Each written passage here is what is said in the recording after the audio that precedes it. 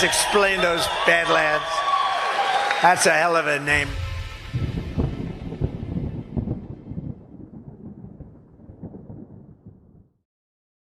Stream has been approved for truth seekers by the Defcon Truth Alliance. If the opinion that's coming out needs people to be silenced, it's a psyop. There are psychological operations in play. So if you can't question it, if you're supposed to just go along, it's a psyop. Yeah, and if people have to be silenced or publicly shamed because of their information, and they're not telling people the sky's falling, they're not saying crazy shit. Mm-hmm. They're just saying basic stuff, and they need to be silenced. That is a psyop. There's a war out there, old friend. A world war. And it's not about who's got the most bullets. It's about who controls the information. What we see and hear, how we work, what we think. It's all about the information.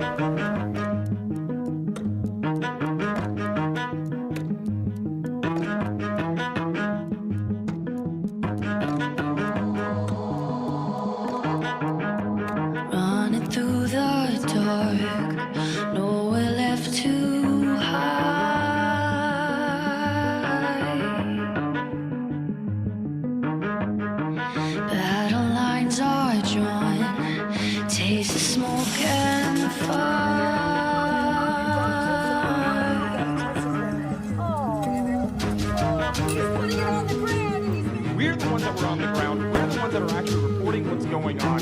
Control said all units clear out from there. We're not sending anybody over to that location.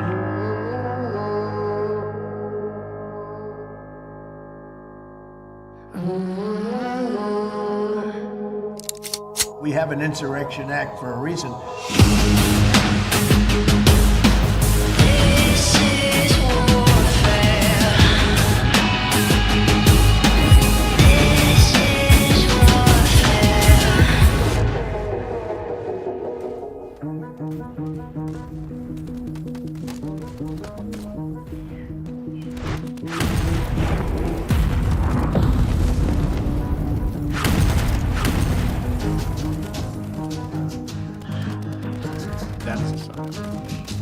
Bad guy can't win. It's a morality tale. This is warfare. This is warfare. The eyes see and ears hear, the mind believes. This is warfare.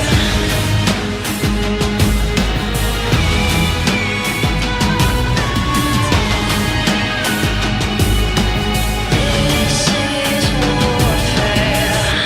Goodbye. You can run, but you can't hide. It's gotta be biblical. One by one, one by one, say goodbye. One by one, say goodbye. One by one, say goodbye. You can run, but this is warfare. This is warfare.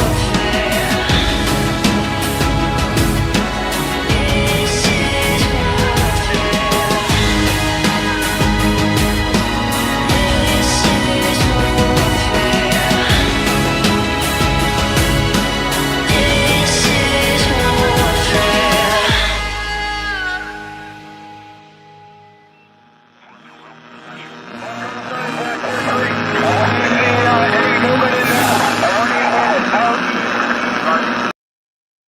What's up, brother? What's up, Alpha? How we doing, man? We're doing good, man. It is December 23rd. We are on Christmas Eve. And if you guys and if you guys didn't see the title, no, you didn't read that wrong. Q meets Bitcoin. And if that doesn't clue you in to who we probably have sitting back in the studio right now, then you probably haven't been following Badlands very long. Well, I hope you don't rug pull us. I hope we don't get rug pulled. I love that. We're gonna get into these ads real quick so we can get this show fired off. But it's just sometimes things just work out to perfection. Many weeks ago, when we had talked to this fine gentleman who just never makes anybody mad. Like everybody loves this guy. Yeah, he's a lovable type of guy. And when we're coming up with dates, there was one date that didn't work with another thing that we had. So I presented this date to this person, and he said, "Absolutely, that date is iconic." And I was like, "It is?" And he laid it out for me, and I was like, "Holy smokes!" So that's all the hint you guys are gonna get. Josh, anything you want to say while I get these two ads lined up, and then we'll fire off, man? No, I wish I had my hat so I could match you completely. It's I mean, you got that Sean Connery hair, man. You don't want to take away from that. All right, folks, let's get to these ads, and then on the other side of this, we got a great show lined up for you guys. Do us a solid in the meantime. Hit the thumb, hit the heart, share it out. Looks like Rumble has us on the little Megatron right now. We'll see if that doesn't change into the big one. But in the meantime, help us out, and whatever platform you're watching on, please share it. So with that, our first ad tonight to Mark Garden. Are you looking for a better alternative to over-the-counter drugstore medications? Tamart Garden began from a parent's desperate need for safe and effective options for their kids. Tired of toxic chemicals taking matters into their own hands, they began crafting medicine from weeds, wildflowers, and herbs, the original time-tested healers that modern medicine can't match. Packed with antiviral herbs to boost immunity and fight illness, Tamart Garden has, for a limited time, their elderberry and rosehip syrup kit available. Not only is it delicious, no more battles with the kids, and easy to make, it will keep you and your family healthy all fall and winter.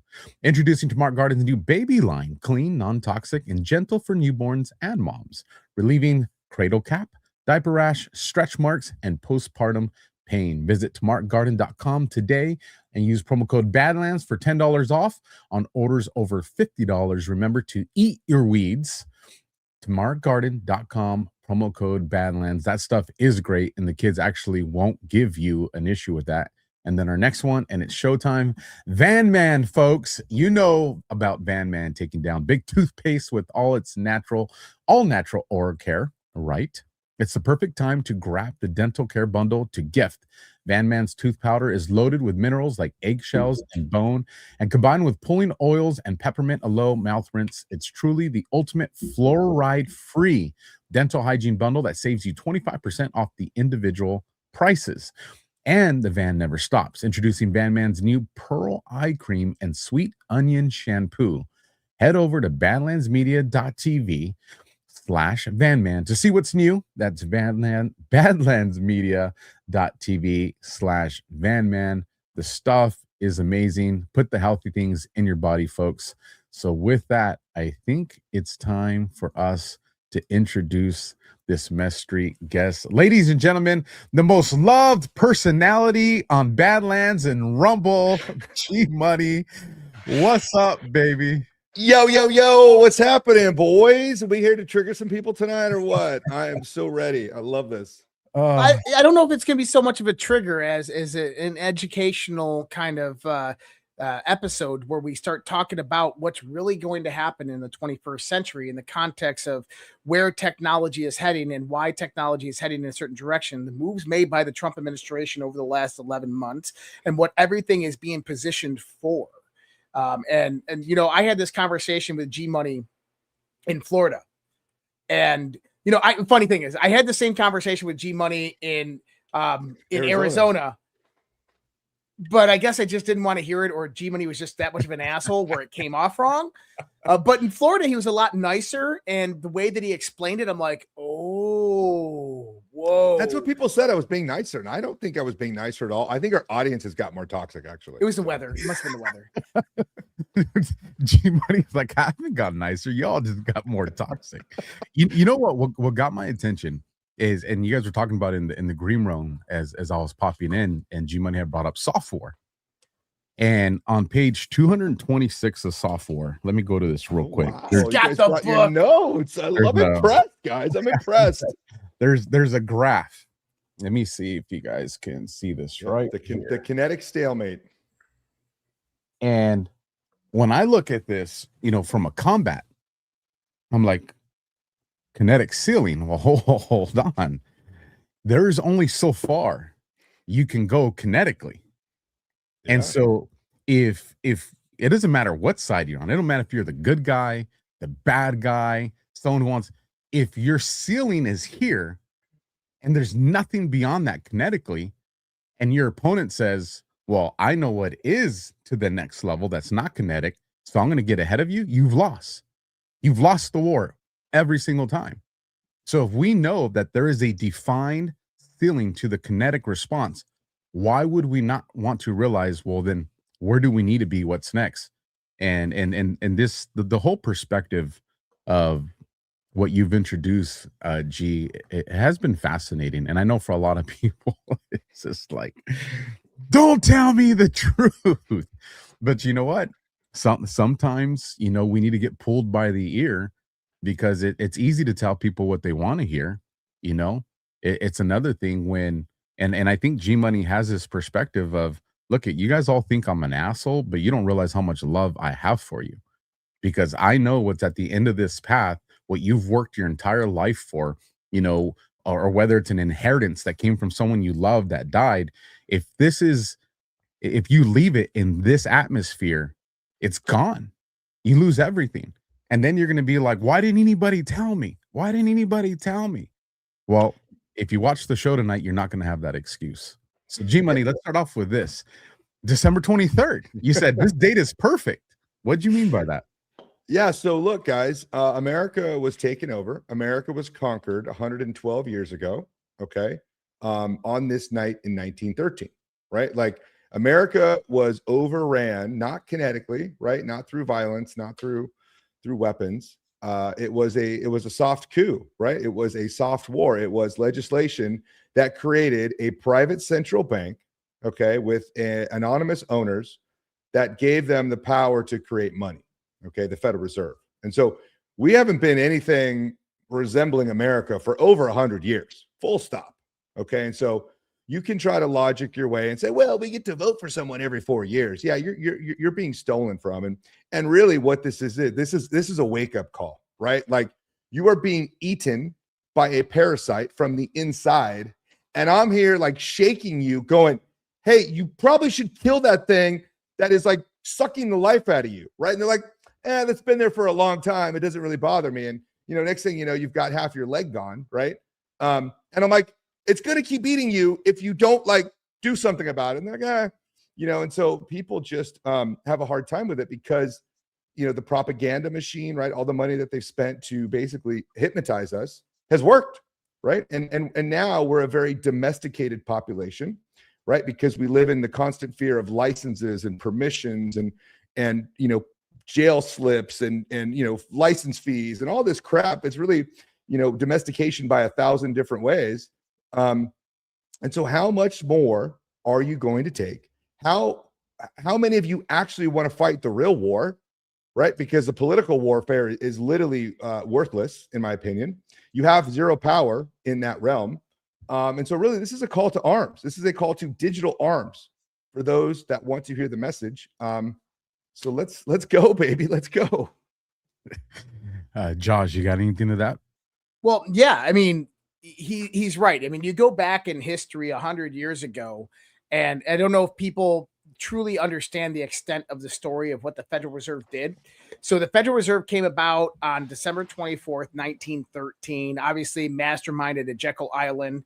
Senator Aldrich, obviously working in cahoots with the Rockefellers and the Rothschilds.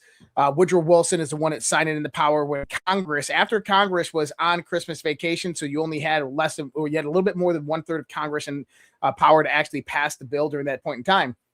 And also the 16th Amendment, which is the federal income tax, got passed around the same time. And the ability for state assemblies to dictate your senators was lost during the same time. It was kind of a three-pronged coup that occurred. The most important to understand about the Federal Reserve Act, though, is that it didn't start off as a hard coup. It started off actually as something that the government could work with. And this is what we went into World War I. We came out of World War I. We went into something known as the Roaring Twenties. And they call it the Roaring Twenties because there was a massive infusion of capital into the markets. And basically, the banks were so rich in capital, they couldn't give it away. Nobody wanted it.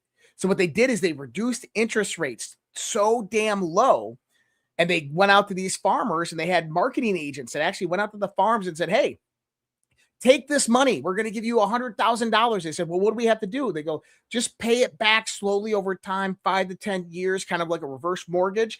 And then they said, all you have to do is just put up your land for collateral, but things are going good. You're going to be fine. And so they did. And in 1929, the bankers who orchestrated this whole scheme pulled the rug on that whole system overnight.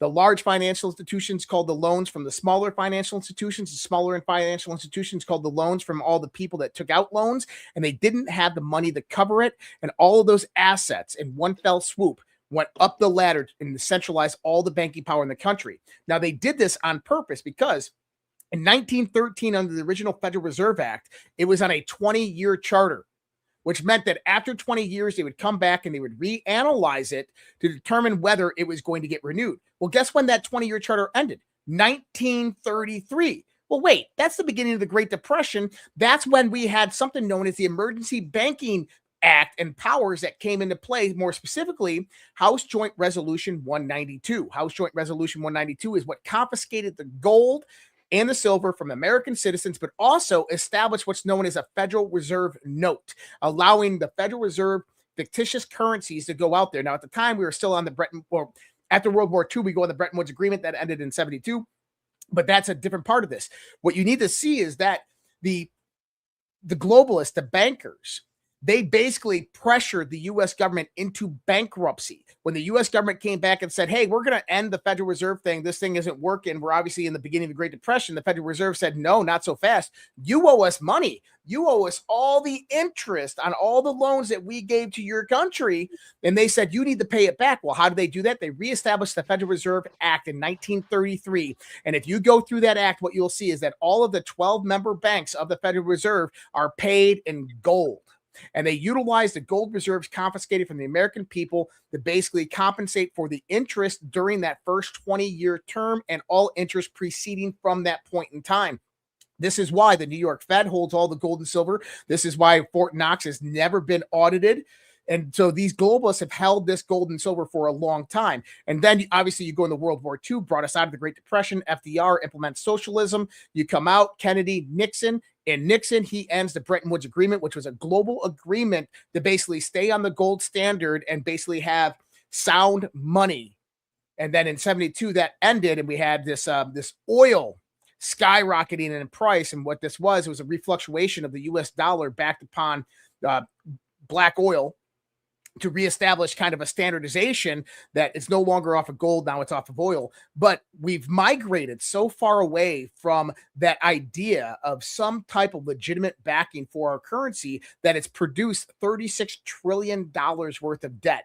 But something amazing happened around 2010 is you had computational and storage power capacity increase globally with massive amounts of data centers coming up, the ability to spool up any iteration of computers, and it brought about these things right here, connected the whole world globally. And during that point in time, the idea became about revolutionizing how we thought about money. And later on, obviously after the creation of Bitcoin, we get into the idea of how to take that same power play and coordinate it into a larger scale to where we can come about with power projection globally to where no other country can compete with us because of what Bitcoin truly and actually is. And this is kind of where I'll let G Money jump in. Well, before you jump in, G Money, I just want to say, you guys all know in a prior life, I wore a badge on my chest and I had a gun on my hip. And what we called, what you described right now, Josh, we called that a heist. It was absolutely 100-year heist. You described a heist, bro. And then in the life before I wore a badge and had a gun on my hip, that was a different life. We called that a hustle. Both are not good things. Like, I mean, I'm listening to you I've never heard someone like paint that whole picture out like that, how it went down. And listen, that doesn't seem accidental. That's not something where, oh, they came into it with good intentions. That seems like that was a long-term plan to lead to some type of economic slavery that we just didn't realize it. Yep. That's crazy, man. Go ahead, G. Well, I mean, it's all in drop 187, right? And so this whole idea here is, right, Q meets Bitcoin, okay? Because, when I first got into the Q movement, I was like, hey, this sounds really good. I was there for the first week or two, right, when the drop started coming. And, the stuff sounded really good. Like, hey, we've got this master plan. We're going to arrest all these bad people. Hillary Clinton's going to jail. And I was like, you know what? Like, this, like, plan sounds pretty cool, but unless you fix the money, this plan is horseshit.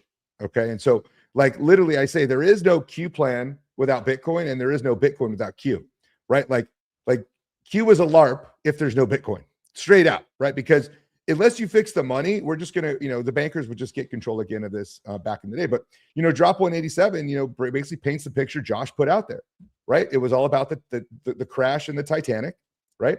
Rothschild screws America by making her money worthless, crash of 29, tons of new government, right? Rothschild created a war, right? CIA, everyone blackmailed, country gets forced hard left, population of puppets, causes uprising by certain patriots like Kennedy, Reagan, Trump.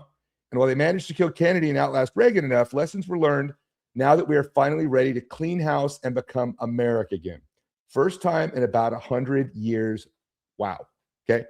Clean house, right? What is a clean house? What did Jesus do in the temple to cleanse the temple, right? He removed the money changers. And this is really what this whole operation is about. I would even say the internet itself was the start of how to give humans the ability to project power through cyberspace in a non-kinetic way. And that this plan goes way back, probably even to the Kennedy years, right? On how we can take down the central bankers to allow humans to settle their differences. And so this gets a little bit further deep into the software, but Josh is absolutely right? This was a takeover, a soft coup, where America was put up for sale and it was taken over by the central banks. Okay, so you do not live in America. You live in a corporation that taxes you, right? Your federal income tax is paying, okay, the interest on the debt that they create out of thin air. So you're on a hamster wheel that is never ending. And this is why Trump is coming out so hard against the income tax. This is why Trump is coming out so hard for crypto. And we're going to put some pieces together tonight that I think will paint this picture because, Bitcoiners, Q people always talk about the mathematics and the numerology and everything. And I believe you can fit this together with some numerology to actually prove what I'm saying is true, right? If we put a Bitcoin lens on all the Q drops, you guys will see how deep we can get into this. Let's do it. Yeah, I was like, I definitely want to see that. So when was the inception of Bitcoin? Like, what's the official date that this thing came into existence? Maybe not online, but came into existence. Yeah. So the Satoshi white paper was released on October 31st, 2008. Okay. And so if you understand that date, it's pretty interesting. Okay. Because what did Q always talk about? Well, what's one of, like, give me some catchphrases that you guys know from Q that is always around. Oh, future proves the past. Future proves the past. How about nothing can stop what is coming, right? Right. All right. Pull up drop 4944. We're going to pull up some drops tonight just to make it fun for the Q audience here, because I think these are important. Let's pull up Q drop 4944. Okay. And so, there's a date, October 31st, 2020. Okay. And Q says, are you ready to finish what we started? Nothing can stop what is coming is not just a catchphrase. Okay. So if you understand, like, nothing can stop what is coming is not just a catchphrase. Well, like, okay, Q, if you're literal in that sense, like, what is nothing that can stop? Well, maybe like the sun from, like, right, the sun from coming up, maybe taxes, right? Maybe death. Okay. But at this point, right, nothing can stop the next Bitcoin block from being mined. Like, it's impossible to do anything to stop that unless you were to shut down all the computers on the internet, right? All the internet, all the power. And then you'd even have to probably shut down stuff in space. Okay. Good luck. You have to basically, like, unplug the entire world to turn off that network. Okay. And that's kind of the themes we're thinking of here is, hey, wait a minute. What if Q actually meant something else, right? What if there's some double speak in here in that delta is interesting because it's October 31st. And, you know, Trump in many of his retweets, nothing can stop what is coming. You know, he was basically Nero fiddling, Nero fiddling while Rome was burning. And if you understand what happened to Rome back in the day, right? They lost their power because they started debasing their currency, right? They started putting, metal into the silver to basically, dilute it. So, it's interesting how all these things kind of come together. But that's just, a drop we can start off to get that kind of in your head of nothing can stop what is coming. Well, tell me what else, like, is the military coming to save us? Right. And if the military were to come to save us, like, how is that going to teach anyone anything for the future? Like, are we just going to have these continual, vacuums of power that just come in and just save us every time? I don't think that was the plan, because when Trump came out, when he came down the escalators, right, he came down under the arch that said currency exchange in his gold towers. And when he made his inaugural speech, okay, he said he was here to do something special, which was give power back to you, the American people. Does anybody feel like voting for Trump has given them their power back at this point? Do you believe Trump meant that when he said that? Absolutely. Absolutely. Okay. And do you feel like you have any more power than you do in the political sense from voting for him? Do you feel that today? I consider myself a unique case, G, but I think in a generalization, the answer to that is no. Yeah. Individually is, they can't take my power because, listen, I'm willing to die for whatever. But in a general statement, yeah, I do agree with what you're saying, that no, we haven't gotten our power back. Right. And so, if we did, we wouldn't be dealing with all the shit that we're dealing with right now. Yeah. And so really you're dealing in a everlasting string of rug pulls, right? That's what I've been talking about for a long time. And really, I believe Trump is here to undomesticate you, right? He's here to expose everything to the nth degree, to wake you up, to get you kind of pissed off and be like, hey, what are you going to do about it? Now that I've exposed all this corruption, are you going to actually, do something that's effective? What is the most effective way for you to take your power back as a human, right? Is it to take up arms? Who are you going to take up arms against? Who are you going to shoot? Nobody to shoot, And so what people have to realize is that banks control governments, okay? Governments control the people. And so if you're fighting in this political system, you're basically like screaming into the wind because you have no power, right? The only power you have is to elect some other representative, right? That won't even do what you want him to do anyway. And so where does the enemy get their power from? Well, they get their energy and their power from the creation of money, right? Every time they want to go to war, every time they want to, create bioweapons in Ukraine, do they directly tax us or do they just print the money, right? Mm-hmm. And so if you have a infinite money printer, right? If you are printing money that we have to work for, right? If one man can print money that everyone else can work for, then really you're getting debased as a human. Not only that, but they don't need your permission. They don't need your consent. They don't need your authority. And so inflation is taxation without representation, okay, in its purest sense, okay? And we all know what this country was founded on, right? This country was founded on a tax revolt. And, if you think about it, Trump has even said it, you're being taxed over 50% with inflation and taxation. And we went to war over 3% on tea. So we're well beyond, right? Like that, hey, let's wait a little bit longer. Let's petition this. Let's figure out what's going on. And so, the real message here is that you do have the power to do something, okay? And it's not taking up arms and it's not by voting, okay? Because that ultimately won't give you any of your power back, okay? There is this new technology called Bitcoin that nobody can play with, nobody can mess with, nobody can change the rules. The governments and militaries don't have any authority over it. And you as an individual can lock your time and energy into a protocol to where it's unfuckwithable, okay? And so we can get into some of that, but really that's the baseline here, guys, is that banks control governments, okay? You trying to get, refuge by a new representative or congressperson isn't going to help you much at all, okay? Because all they're doing is thinking of new ways to tax you, new laws to write, right? All this stuff is basically to take from you. These people are employed to steal from you. They're parasites. They're all criminals. Okay. And Trump is there basically flouting the corruption.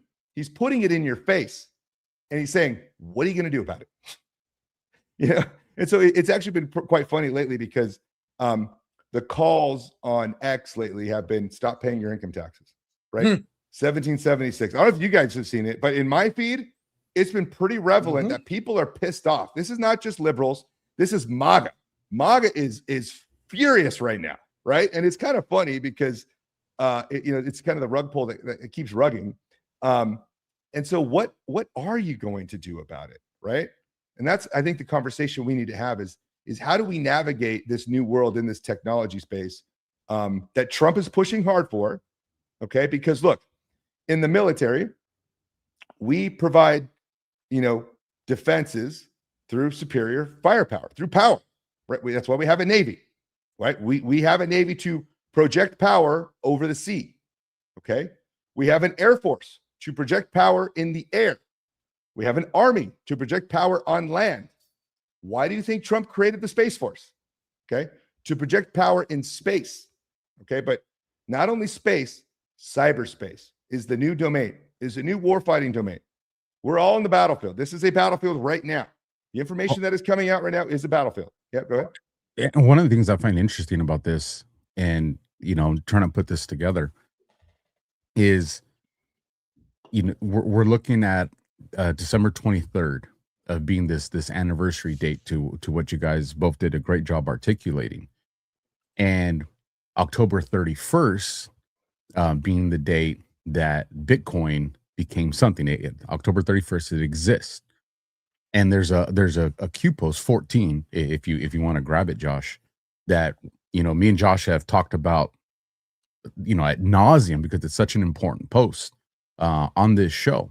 Especially recently, and especially with a lot of things that General Flynn has been posting, President Trump's been posting, but it's that famous picture of Washington crossing the Delaware, which happens in the next 36 hours in history. So it's interesting that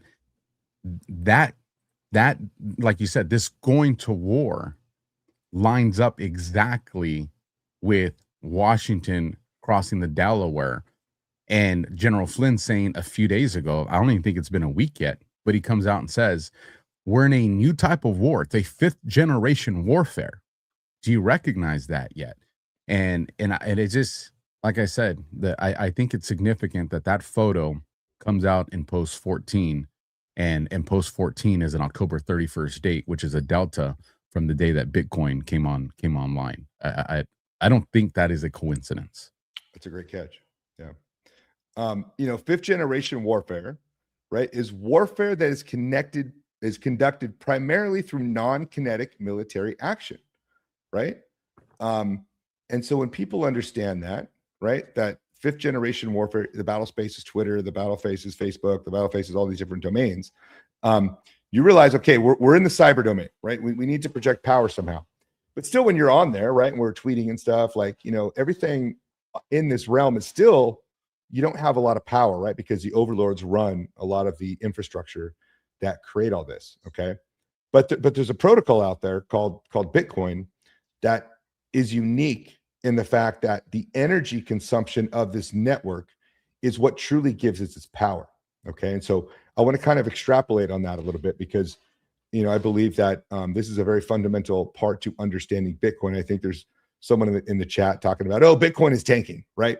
Like, they're thinking in terms of fake money, right? They don't understand that, the money is fake. And so if you're measuring, can I set you up for that, G Money? Yeah, please.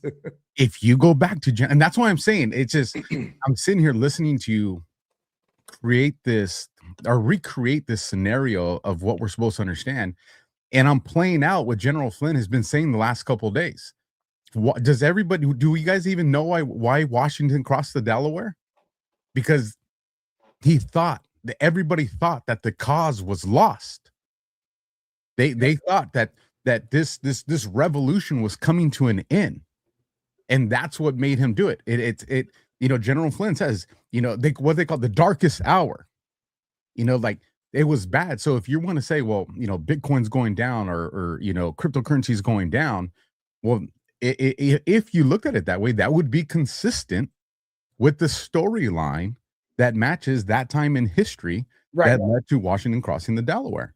Well, and also in the context of whoever was saying that Bitcoin is going down, and what G Money is about to explain here is that you have to understand that we're looking at US dollars. We're looking at a hyperinflated fiat currency in comparison to Bitcoin.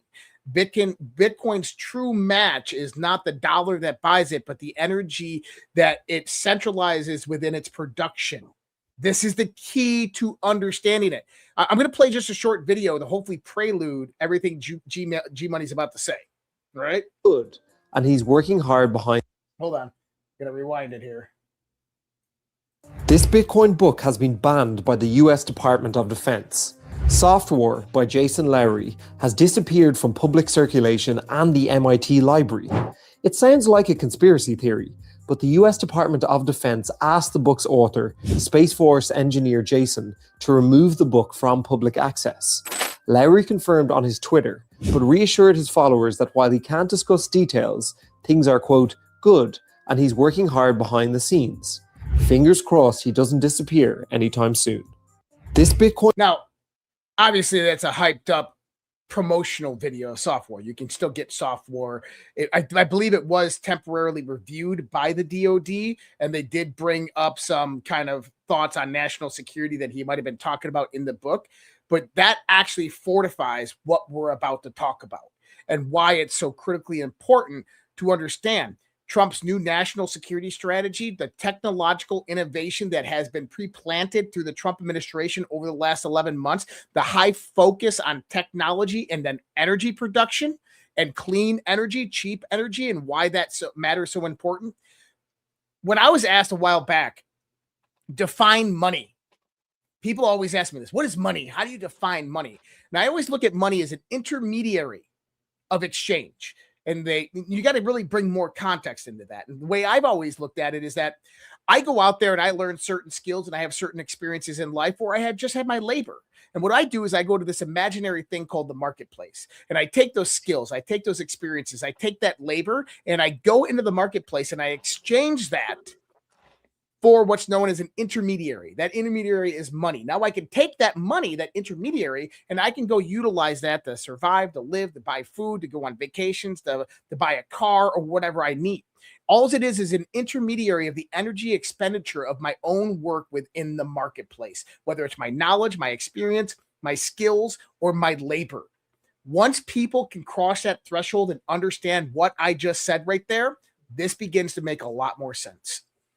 Absolutely. I'd love you to play one more video that I put in our private chat to Sure. really kind of tee this up, because this is a great video, a real quick video that explains it really well too. I put that in the private chat. Check out this video. I'm pulling it up right now. Okay, cool. You guys will like this one. But you're absolutely right, right? You trade your blood, sweat, and tears for a Federal Reserve note that someone in Washington, D.C. just, presses a button to create out of thin air. And in no circumstance is that fair in any sense of the word. And so, yeah, let's go ahead and play this.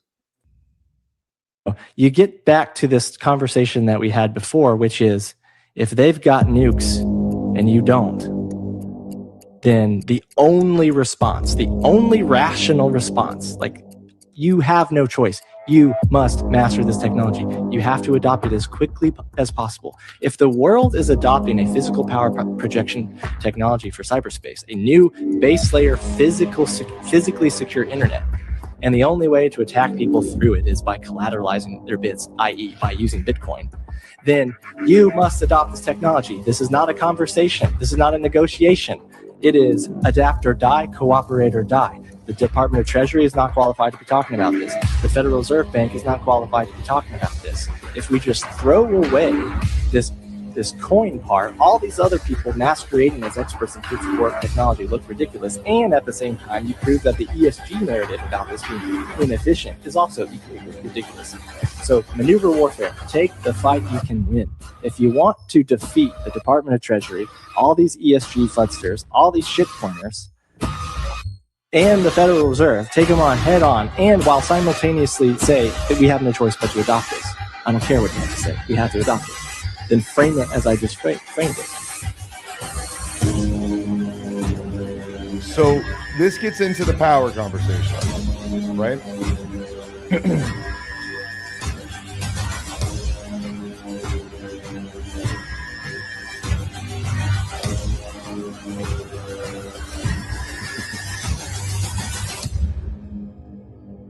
And so, right, what is he talking about there? Right, what does the power of this actually mean? Okay, the Bitcoin network currently right now is over 1 zeta hash, right? Which if you took up and understand what hash power is, right? Hash power is basically all the machines that are plugged into the network all across the globe that are basically hashing this protocol, right? They're basically supporting this network of millions and quadrillion times per second that are supporting this network. Okay.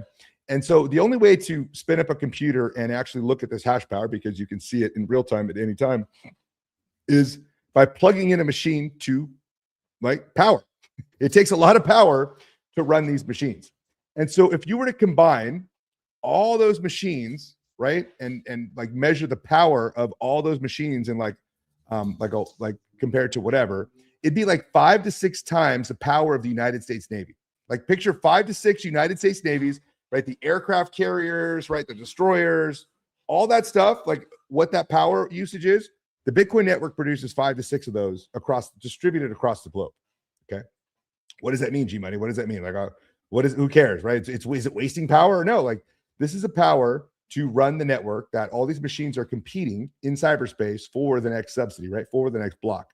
And what that means is that you, an individual, right, have the authority or have the power to actually basically take that power as your own. Okay. And here's where it gets a little interesting, because when you self-custody your Bitcoin, okay, nobody can take that Bitcoin from you. No government, no military, right? Because every piece of Bitcoin is basically nuclear proof technology. Okay. The cryptography that is involved, right? The different algorithms that are involved make it impossible by governments to crack, to take over, to confiscate, to block. So they can't block your transactions. They can't confiscate your Bitcoin. They can't do any of that stuff. And so when individuals act together, right, we can basically have that power as a shield, right? Imagine if a bunch of us got together and said, you know what, we're not going to pay our taxes and we're going to self-custody our Bitcoin. Yeah, I can add a perfect analogy. So, because I don't want people to think that this sounds like hyperbole. You know what I mean? I want to understand it's real. Again, to bring it back to something that it's anecdotal, but I can explain it. I wore a badge and a gun on my hip. I was a cop. We worked in a city of about somewhere between 80,000 and probably 96,000 people, depending what the undocumented number was. We had an agency of under 100 sworn. The only reason we were able to manage that city was because the populace let us manage them. But at any one point, if just a fraction of the city that I work for said, you know what, we're tired of you guys, we're done, there's nothing that we could do. We understood the working relationship, and this goes to any agency or sheriff's department in anywhere in the country. We're able to govern by consent, because the second people pull that consent away, we don't have the numbers or the weaponry to deal with it. We don't. And so when G's talking about if a group of people get together, this is that version, just not kinetic. Go ahead, G. Yeah, no, you're absolutely right, because government gets its power from consent of the governed. Okay, that's where they deem their legitimacy from, right? And their legitimacy is deemed by you filling out your federal income taxes, right? That is literally legitimizing the power structure that is there, right? You are literally paying your taxes to pedophiles, okay, to create biolabs, right? You're literally funding the enemy, right? Now that's come out, taxes have gone to support terrorists in America. Okay. They've gone to pedophiles, right? They've gone to Epstein and all the other associates. Okay. George Soros outfits. This is proven now, right? So you are literally funding the enemy through your taxes. And imagine a world where Bitcoin does become the most valuable thing in the world. And when governments print money, nobody will take it, right? Imagine a government that wants to go to war and pay its soldiers in Zimbabwe currency, right? Are you going to put that? You're going to put that suit on, Alpha, and go fight some war for Zimbabwe currency? I don't think so. And this is really how Bitcoin will delegitimize the entire state as we know it. It will delegitimize governments at scale over a long enough time period. And so this is what we're talking about, guys, is that we've never had a protocol like this in 1,000 years. And people who say it's not about the money, well, I'm tired, but it is about the money. It's always been about the money. Q has always said it's been about the money, right? Follow the money. And some of the first posts about the banks were actually on 11/11, right? If you want to bring up, you can bring up, I think it's drop actually 135, right? If we want to get into some of the Covfefe dig, we can understand why Q emphasized the banks so much. Mm-hmm. Well, so I mean, I Alpha, we both know, we've gone over that. All it is just a list of all the central banks, and Q emphasized this massively. He also said gold shall destroy the Fed. But what we need to understand here is when we start to look at the future, when we start to align what Donald Trump's administration has been doing, Scott Bessent, Wyckoff, all these guys, I talked about this massively throughout the last year. Number one is that we see that there is an invisible war being directed towards what I would call the old guard. The old guard is the London bankers, the European elite, the old aristocracy. This is the EU. If you're going out there, if you've listened to Promethean Action and all of what they've talked about, Donald Trump continuously is attacking the EU and the European nations, but he's doing it politically now. But in the beginning of his administration, that was done economically. Tariffs themselves are a weapon utilized against central banks. Give everybody a scenario here. If $1 billion of Saudi oil is leaving port and moving towards the United States of America, Saudi Arabia is not going to let that oil go until they get paid. Those companies that buy that oil, they don't have the money to outright go out there and buy $1 billion of oil right now and then. So what happens? Well, you have interbanking agencies, central banks that loan money down to large financial institutions, and they produce a rate of return for overnight lending. Those large financial institutions, they fund the supply chain for short-term liquidity reasons. Why? Because if you have $1 billion of oil that needs to leave Saudi Arabia and come into port in the United States of America, who pays for that? It's a loan. It's a short-term loan issued by large financial institutions, which are the same central bankers that determine the rate of return on that. Once that is facilitated, now that oil moves, now it gets moved from boat to shore, from shore to train, rail, and to semi-truck to a refinery. People get paid all along this process. Then it goes from refinery all the way to the gas pumps. And not until you get to the gas pumps to that company begin to make a profit on that investment. So it's a long time before it turns around. When Donald Trump began renegotiating the world, going out there and redesigning tariffs as a weapon against these countries, it undercut the bottom line of central banks. They could no longer facilitate the market capitalization of the world with fictitious currency. I want people to truly understand what he was doing. He was fighting the central bankers through and through with tariffs at the beginning of his administration, renegotiating all these deals to reduce the U.S. deficit. The U.S. deficit was only there to subsidize the bankers in global trade. That was their profit line margin because inflation had grown so large. So when Donald Trump goes out there and renegotiates all of these trade deals, this reduces their profit margin. This is why the EU is on the brink of financial collapse because of what Donald Trump has done. Because if you look at the EU as a non-elected governance system, this is nothing more than a representation of the London bankers and the crown and all the other royal families government institutionalization of the European nations, right? So their whole purpose through the EU is to basically ensure that the central banking system is pertinent and done throughout the rest of the world. The IMF and the World Bank always have direct access to third world and developing countries. And when those people get out of line, intelligence agencies and militaries are sent in to destabilize the coup, to turn it all around, to drop bombs so that loans can be issued by the World Bank and IMF to go in there and rebuild, therefore producing a whole circle of money flows that continuously come out of London. Now, I want people to understand that Donald Trump has systematically dismantled that system from the get-go. Then you say, well, if you're dismantling the central banking system, then what are we going to do? Well, at the same time, he's bringing in $20 trillion worth of investment capital in the United States of America focused on 3 different things. AI, artificial intelligence. Number 2 is development of a new technological infrastructure. And 3 is energy production, resources and energy. Why is this so important? When you look at artificial intelligence, there's 3 primary points that we have to look at. Number 1 is energy. The amount of how fast your AI actually increases in its proficiency depends on the amount of energy actually put into the system. Number 2 is data. It can only increase that input through energy and data combined that produces this facilitation of computational power. Number 3 is computational integrity.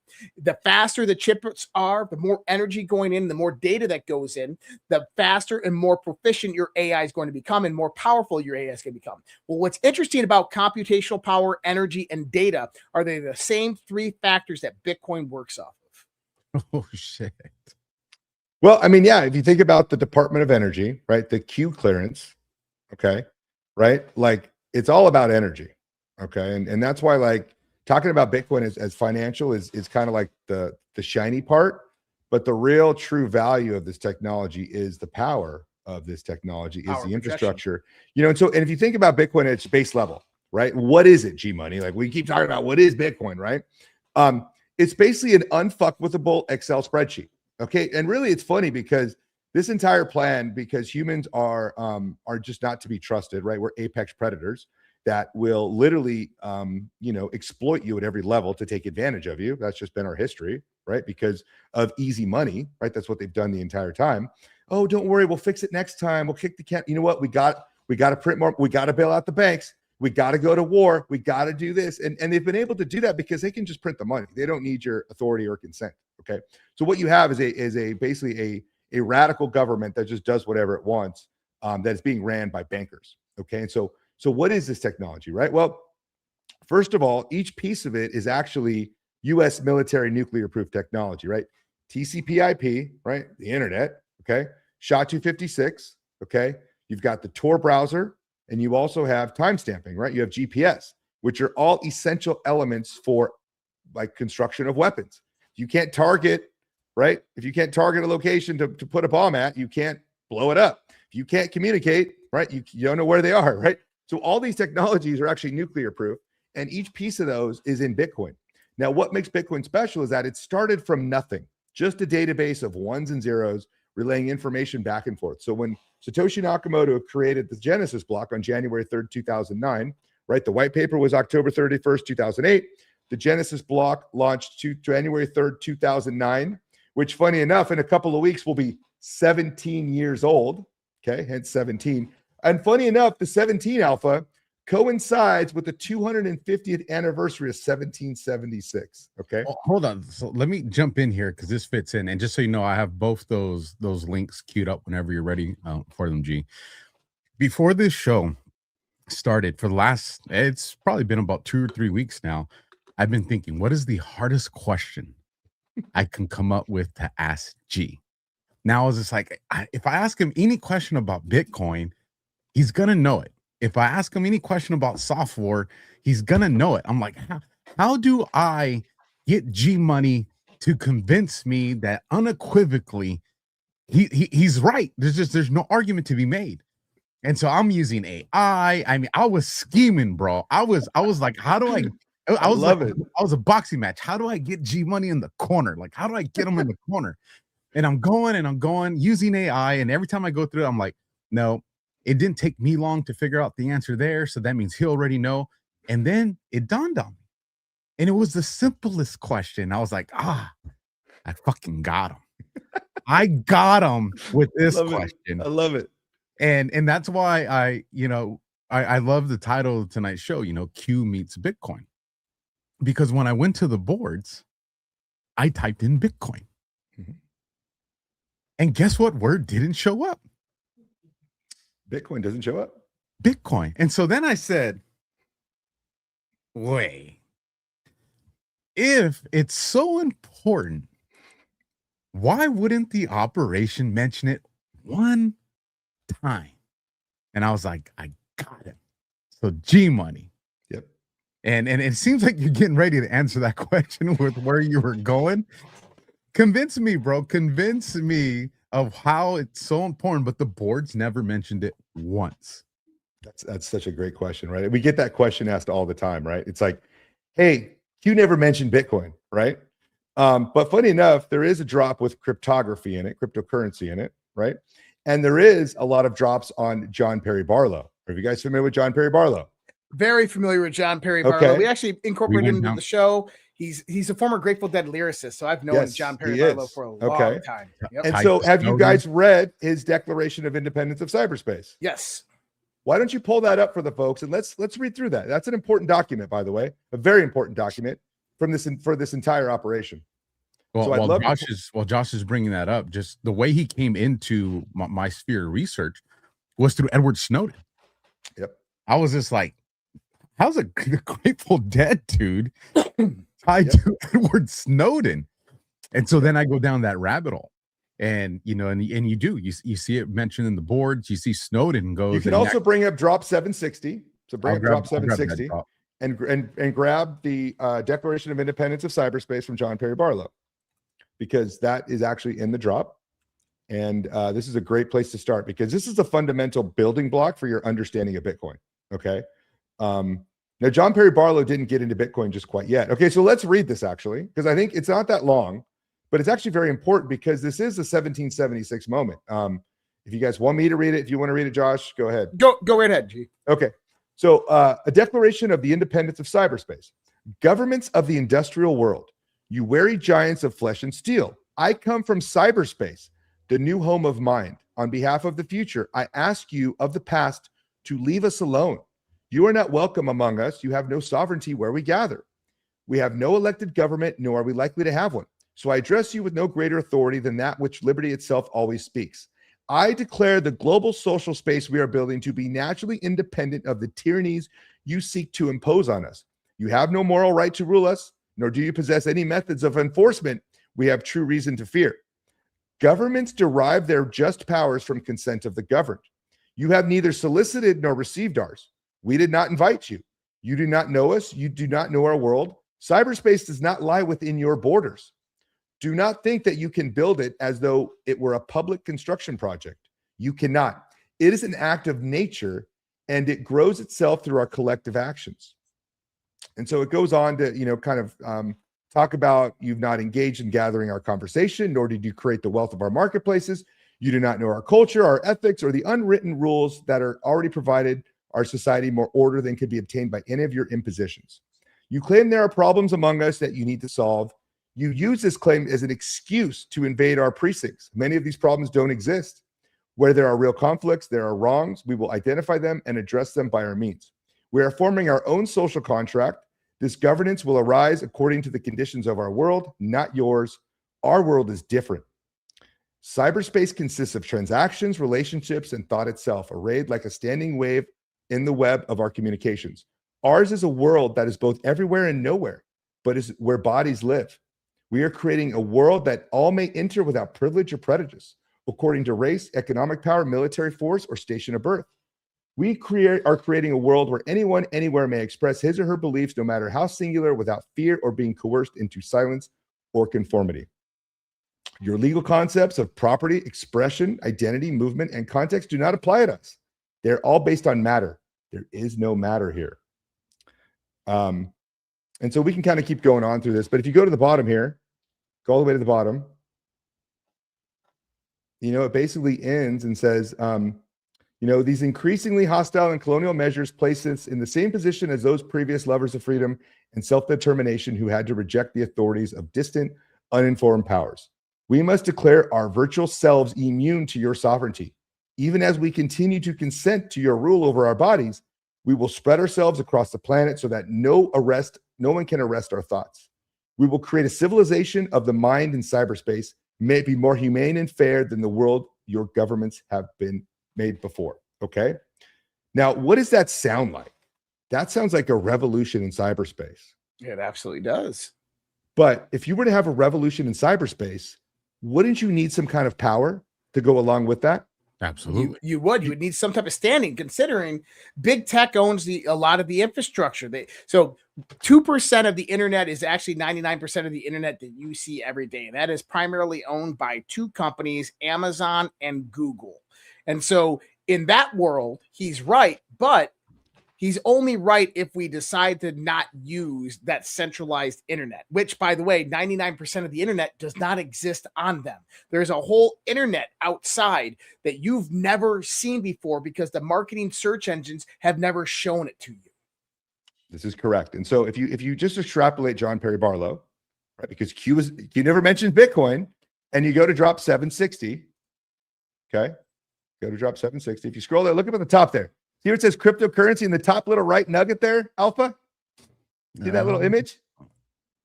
See, top right, spread. Oh, there it is. There it is. Yes. Cryptocurrency. Currency. And scroll down, and you've got the Barlow link with Snowden right there. Okay, John Perry Barlow. Now, you can say, gee, money, that's just a coincidence. That's fine. I'm okay with that. That's one coincidence. Okay. But I've got like multitude of these proofs that I think can arrange a beautiful, let's call it a unfuckwithable mathematical connection between Q drops and Bitcoin. Okay. And it all starts with 1111. Okay. Why 1111, G? Well, let's go back to JFK's executive order 11110. Josh, do you want to remind everybody what JFK executive order 11110 was? 1110 executive order. Wasn't that where John F. Kennedy tried to attempt to bring us back to a regular gold standard? Silver. So he proposed to rein the power of the Federal Reserve into the Treasury, basically merge the Fed and the Treasury to stop the Federal Reserve from creating U.S. federal notes and create U.S. notes, because Federal Reserve notes have interest attached to them. So JFK essentially was trying to get them to stop creating currency that had interest attached to them, because he knew the interest was being paid by the Americans. Okay. And so if you understand 1111, this is where the story all kind of begins. Now, we as Q people are very interested in the number 17. Oh my God, we saw a 17. We saw a 17. So we believe in these mathematical coincidences, right, that have a special, let's say, meaning in our world when Trump posts them, when he talks about them. And I think we're all in agreement that that is correct. Is that not correct to the most part? I agree with that. And, what happens if you start following my line of reasoning is you get into just some very simple gematria. Now, before you say, oh, here we go into the woo, we're talking about numerology. Like, guys, I was never a numerology guy. I never had crystals in my house. Still don't. I don't pray to Buddha, right? I don't do that stuff. Okay. But I was a Q person to where I noticed 17s all over the place. And I'd be like, wow, there's 17s here. There's 17s there. I get it. It really had me bought in from a spiritual perspective as an emotional perspective. And then what happened was I started seeing these 1111 connections all over the boards. Okay. And the first 1111 connections basically start with that drop 135 that starts mentioning all the central banks. Okay. And so if you understand that, how do we link this all together, G, right? How do you link 1111 with all this crazy stuff, right? Let's take it back to Trump's first term. Okay. When Trump first went into office, okay, he put a gentleman by the name of Andrew Jackson into the White House, into his Oval Office within 3 days. If you guys are familiar with Andrew Jackson, you guys well enough know that he was actually the person who defeated the second central bank of the United States. Okay. He was shot at, right? His only claim to fame was that he defeated the banks. Okay. And Trump, as a wartime president, I believe, was his entire calling for his entire tenure and this Q operation together, right? To work in conjunction. Okay. Andrew Jackson's birthday is March 15th. March 15th is a special day, 315. Okay. We're going to understand why this is here in a minute and get into some of this stuff. The Ides of March. What is the Ides of March? Well, it's the day that all debts are settled. Okay. And if you understand 315, the 315th day of the year is also 11/11, which is also Veterans Day, Armistice Day, the day to end all wars, the day we'd have peace, the day we'd have abundance. Okay. And so I want you to understand that Trump's Covfefe tweet is the key to unlock this entire wild rabbit hole for the Q connections. Okay. So if you guys pull up my Covfefe dig, we can start to kind of get into it because it's actually pretty fun to show the audience on how we can kind of get to some of this numerology stuff. If you pull up the last link I sent in the private chat, we can start kind of going through some of this. Grabbing it for you right now. Okay, here we go. Actually, grab the last one, the Badlands Substack one. Sorry, Alpha. This one? Nope. Next one. Nope. There's a Substack one, Alpha. Yeah, the Substack one. Let me go grab that one. I didn't grab that one yet. So kind of give everybody a reference to John F. Kennedy's 11-11-0 executive order. This was actually in reference to the 1792 Coinage Act. If people don't know what the 1792 Coinage Act was, is 371.25 grams of silver were equivalent to $1 of the American currency. And this came about with Alexander Hamilton being the Secretary of Treasury at that time, and his uncle actually funding the first $10 million of the U.S. Treasury. But they based it upon gold and silver. And this is kind of where you get within Article 1, the talk about money being based upon gold and silver. And 1792 Coinage actually reaffirms this. Yeah. And so when I put out this article, by the way, this article was before Trump became a Bitcoin maximalist, before he got into crypto, right? So it's like, well, how could you formulate that, Trump was going to become a Bitcoiner through this? Well, this is where the numerology is kind of important. So let's kind of scroll down through here this a little bit here, Alpha. And for those that are watching on the different platforms, I dropped the link to this Substack in the Rumble chat if you guys want to go grab it. Now, this is 2023, guys, by the way. Trump is not in Bitcoin at this point in time. Yep. So keep scrolling there and we'll get to kind of, Trump's Covfefe tweet, right? Here's him as him fiddling, right? Nero fiddling. Nothing can stop what's coming. Wait, do you guys remember? Nothing would stop what's coming, right? And what does Trump say? Wait, scroll back up. What does Trump say? Who knows what this means, but it sounds good to me, right? Like he's trolling. He's definitely trolling with that one. Okay. And this is where it talks about inflation, the fall of the Roman Empire, where they, started diluting their silver pieces from 90% to 50%. Okay. And so, here's Trump again, right, with his Covfefe, and someone says, you know what? Keep scrolling a little bit. He says, this was maybe a mistweet. And Trump says, how do you know it was a mistweet? Maybe something with deep meaning. And so, for me, what happened was when we got rug pulled in 2020, like it humbled the shit out of me, right? I was completely perplexed. I thought we had this in the bag. I thought the only way to win this was a political solution. And what happened was I really did some humbling. Like I humbled myself and bet like you were totally fucking wrong. And for whatever reason, dude, this tweet I would keep Monte Carloing this tweet in my head, like what it meant, how I could connect it. And it just like I'd stay up all night thinking about it. I couldn't go to sleep, right? And I'd be like racking my brain, dude, because I knew Bitcoin was connected and I knew Q was connected to Bitcoin. And so this is for whatever reason, the universe let me unlock some of this stuff. So keep scrolling below here. On January 20th of 2021, when we got rug pulled at that inauguration, I was up all night too. G Money, you know why? Because you lost a lot of money too? No, that was the day they threw me in solitary confinement. Oh my God, bro. I was like, I'm sitting in there, I'm like, what the fuck? How did this happen? We're supposed to be celebrating a win. The deep state's supposed to be collapsing. What the hell am I doing in solitary confinement? So yeah, man, I'm with you on this one.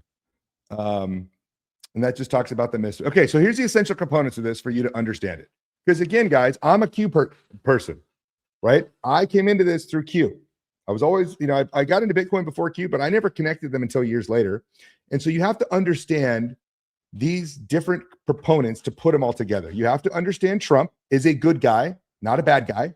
Okay, so if you think Trump's a bad guy, you're not going to get this. Okay, you have to think that the Q operation is a psyop, but mostly a good guy psyop, even though it has a lot of false information. You have to understand JFK's executive order 11110. Okay, you have to understand the meme Pepe the Frog a little bit and kind of jive with it. And you have to understand Bitcoin and central bankers. Okay, now I think we're all on the same page with this kind of fundamental basics, right? You guys believe Trump's a good guy. You guys think Q is a positive intel operation. You understand JFK, executive order 1111. You understand Pepe the Frog. And to somewhat, you guys understand Bitcoin. Okay, so let's get through this. Start with the tweet. Keep going down. And we get this tweet. If you look at the dates there, okay, Trump tweeted this. Who can figure out the true meaning of Covfefe? On May 31st, 2017. Okay.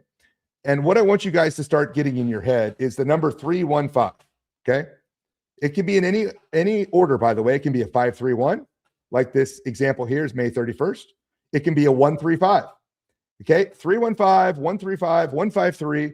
I want you to understand the circular numbers can basically it resonates this frequency, let's call it, that are putting out this collective consciousness for this plan of Bitcoin and the end of central bankers. Okay, Trump tweets this twice on that specific date. Okay, so let's just put that in the back of our head and let's keep going through some of the proofs here. Okay, and so the Covfefe dig is basically just letters to numbers, right? C equals 3, O equals 15, V equals 22, FE is 6565. 315, 22, 6565. Okay. And so just put that into your head. We're just going to, again, what I'm trying to do is build up some building blocks for you guys. You guys may have to read this a couple times to really let it sink in and understand the frequency of this. Okay. Don't get frustrated because I promise you it's special. I don't know. I can't confirm it's special, but you'll find out why it's special on your own. Okay. So keep going down here, scroll down a little bit. He made those 2 tweets.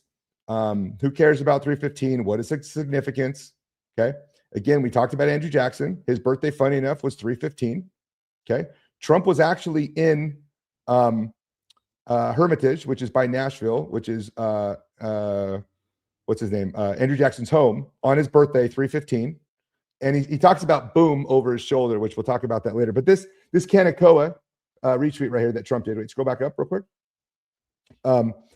Can you imagine a president taking on the Federal Reserve System today? That's exactly what Andrew Jackson did in 1832, and it changed America forever. Jackson was once asked how he would clean up the corruption in Washington, D.C.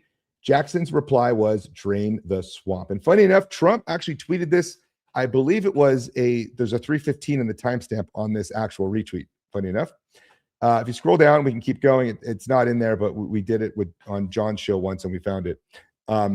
Devin Nunes tweeting about Covfefe on no less than 315. Sometimes I go, hey guys, on 315, look for comms for Covfefe. And it's a Dunkin' Donuts one on March 15th, whatever. Okay. Again, the Ides of March is a calendar where the days all debts are settled. Okay. Understand that 315, 3 times 15 equals 45. Trump is the 45th president. Okay. And of course, Satoshi Nakamoto's birthday, funny enough, the pseudonym person or person who developed Bitcoin used a birthday of April 5th.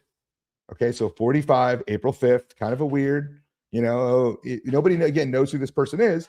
V equals 22. 22 could also be an 1111. And V is obviously, for victory. So I just want you to start putting this stuff in the back of your head. We're going to keep going through this. And I promise you it's not that long, but it is very important in this stuff. Okay. So keep going there. The FE 6565 or 1111. And of course, 1111 is the 315th day of the year. Okay. And 1111 is significance because in numerology, repeating numbers are seen as an amplification of energy. The more a number shows up around a person, the stronger the vibration behind it, which is influencing that person's life.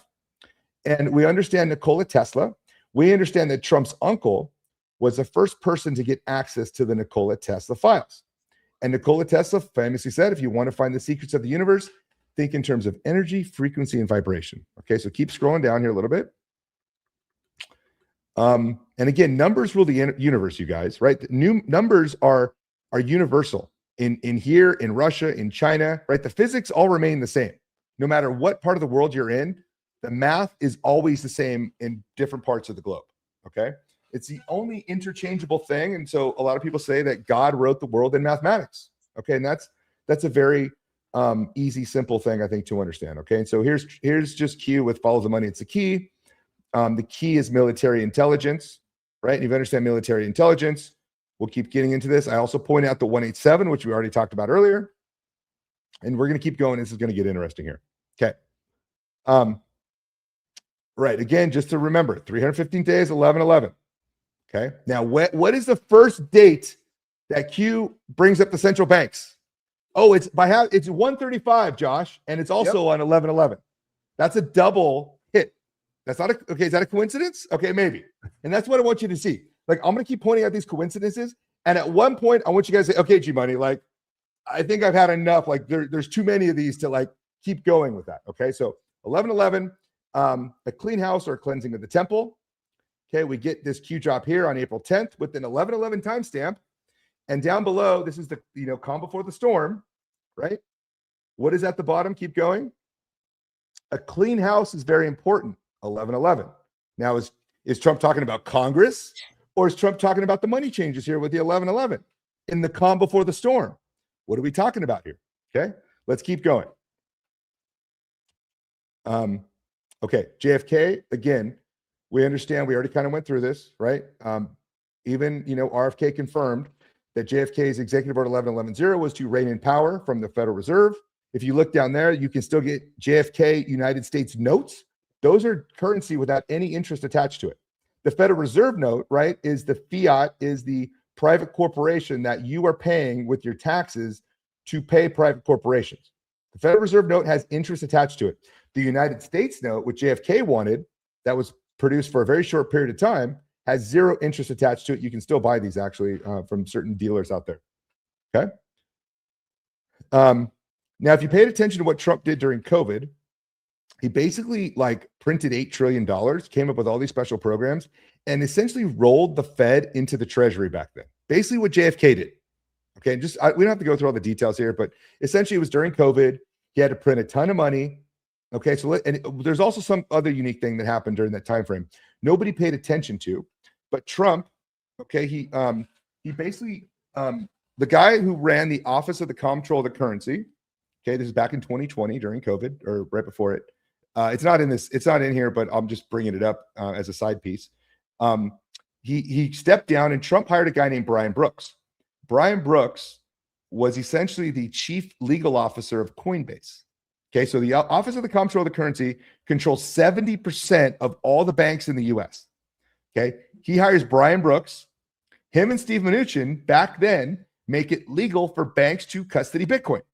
Back during COVID, you guys. This happened during COVID, and nobody like paid attention to it because they were too busy with all the political stuff. Not only that, Trump thought Brian Brooks did such a great job. He actually nominated him to become the director, but it was a temporary position. But the Senate never confirmed him. But Brian Brooks is a Bitcoin maximalist who once said, right, you can't incrementally change a system that is fundamentally broken. The system cannot be changed. It needs to be replaced, and it needs to be replaced with Bitcoin.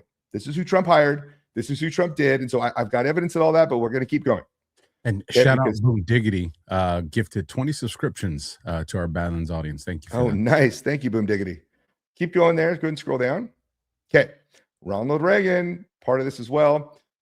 He actually was the one to close out the last part of Executive Order 1110, which is unique, but he did it on 9/9, which is a unique date in itself. It's a rare date. And I'm just pointing that out because there's some interesting dates with 9/9 as well, because it kind of closes a loop on some of this stuff, but keep going here. Okay. So this, thing on September 9th, if you keep scrolling, it has the American flag, and it's got the 153. And it says, look, sometimes you cannot tell the people the truth, right? You guys know that. I try to tell it to people all the time, and I get slapped down. You must show them. Only then, at the precipice, will people find the will to change, to participate. That's important because Bitcoin is a voluntary system, right? You're forced into slavery and bondage through the dollar. Bitcoin is a choice. It's a voluntary participation. When you have maybe realized that you are being stolen from enough, you will put in the time and effort to actually explore this technology. Okay. So keep scrolling here. This is the fun part here, guys. This is Pepe the Frog. Now, do you guys remember how many times Pepe used to get tweeted during the Q drops? Right? Pepe was all over the place. Do you guys agree? Yes. Okay. And Trump actually tweeted himself as Pepe Alpha, believe it or not. Right? Do you guys remember that? I don't. Okay, so I'm going to show you. Keep scrolling here. Okay, so yes. Okay, so what date did Trump tweet himself as Pepe? 10/13. 2015. Okay, so there it is again. There's a 315 in this actual delta for Pepe the Frog, and we're gonna show you why that's important here as well. Okay, so this is the tweet. Not only that, it's 1:53 a.m. on October 13, 2015. Like that's a double 153 right? Okay, do you guys see that? I do. Okay, and so the image was removed for whatever reason, but that was the image. If you scroll back up of Trump, that was the image that was in that tweet. Okay, but it was removed for whatever reason. But the date and the timestamps all matched 135. Go fast. And this is maybe I'm stretching things, maybe I'm not, but just looking at this image real quick because I've never paid attention for the 315s.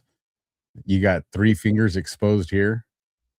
You got the 1 thumb, and then the hand here actually has 5 fingers. Holy shit, you're right. I forgot about that. See, it's like all over the place. And what's funny about this dig is that you will start finding stuff like in the future. Even today, I still find stuff that I haven't seen before. This keeps coming up like multiple times. So we're going to keep going. So hold on. An interesting thing is what's the number on the Q boards that represents Trump? 18, right? Yeah, Q plus yeah. 18. So you remember the Q post you're talking about 135? Do you know how many banks are listed in those 3 posts? How many? 198. Okay. Divide that by 11. What is it? 18. I just found it interesting. Divided by 11. Okay. Well, let's keep going. I think if we get too far out, we get a little bit into the woo, but that's woo woo. I like all that stuff. We're in the woo. Look, we're in the woo for sure. So You're gonna do appreciate woo. it. I'm gonna do woo. Okay, you're right, Josh. My bad. Keep going. All right, so we've got 1013. Okay, so the first Pepe. Now, here's what I want you to understand. Do you guys remember how big Trump has come out for like his own meme coins and his NFTs? Okay. What a lot of people don't know is that some of the first NFTs were actually done on Bitcoin. Okay. And people don't know that this random series of rare Pepes was done. The first one was done on 9/9/2016, well before the Q drops. Okay. And what's funny about 9/9, it's the same date that Hillary Clinton gave her basket of deplorables speech, bringing up Pepe the Frog and putting Pepe on the hate list for the ADL. Okay, remember all that commotion it caused? Mm-hmm. And that's why Trump triggered it and used Pepe to kind of help his campaign, I believe. Okay, there's a video. We don't have to watch it, but that's the video. It was on 9/9. Okay, and so here's the thing that was put out by the ADL. Actually, that was on Hillary Clinton's website. Donald Trump, Pepe the Frog, and white supremacists and explainer. That cartoon frog is more sinister than you might realize. Okay, so we know Pepe was all over the boards back then.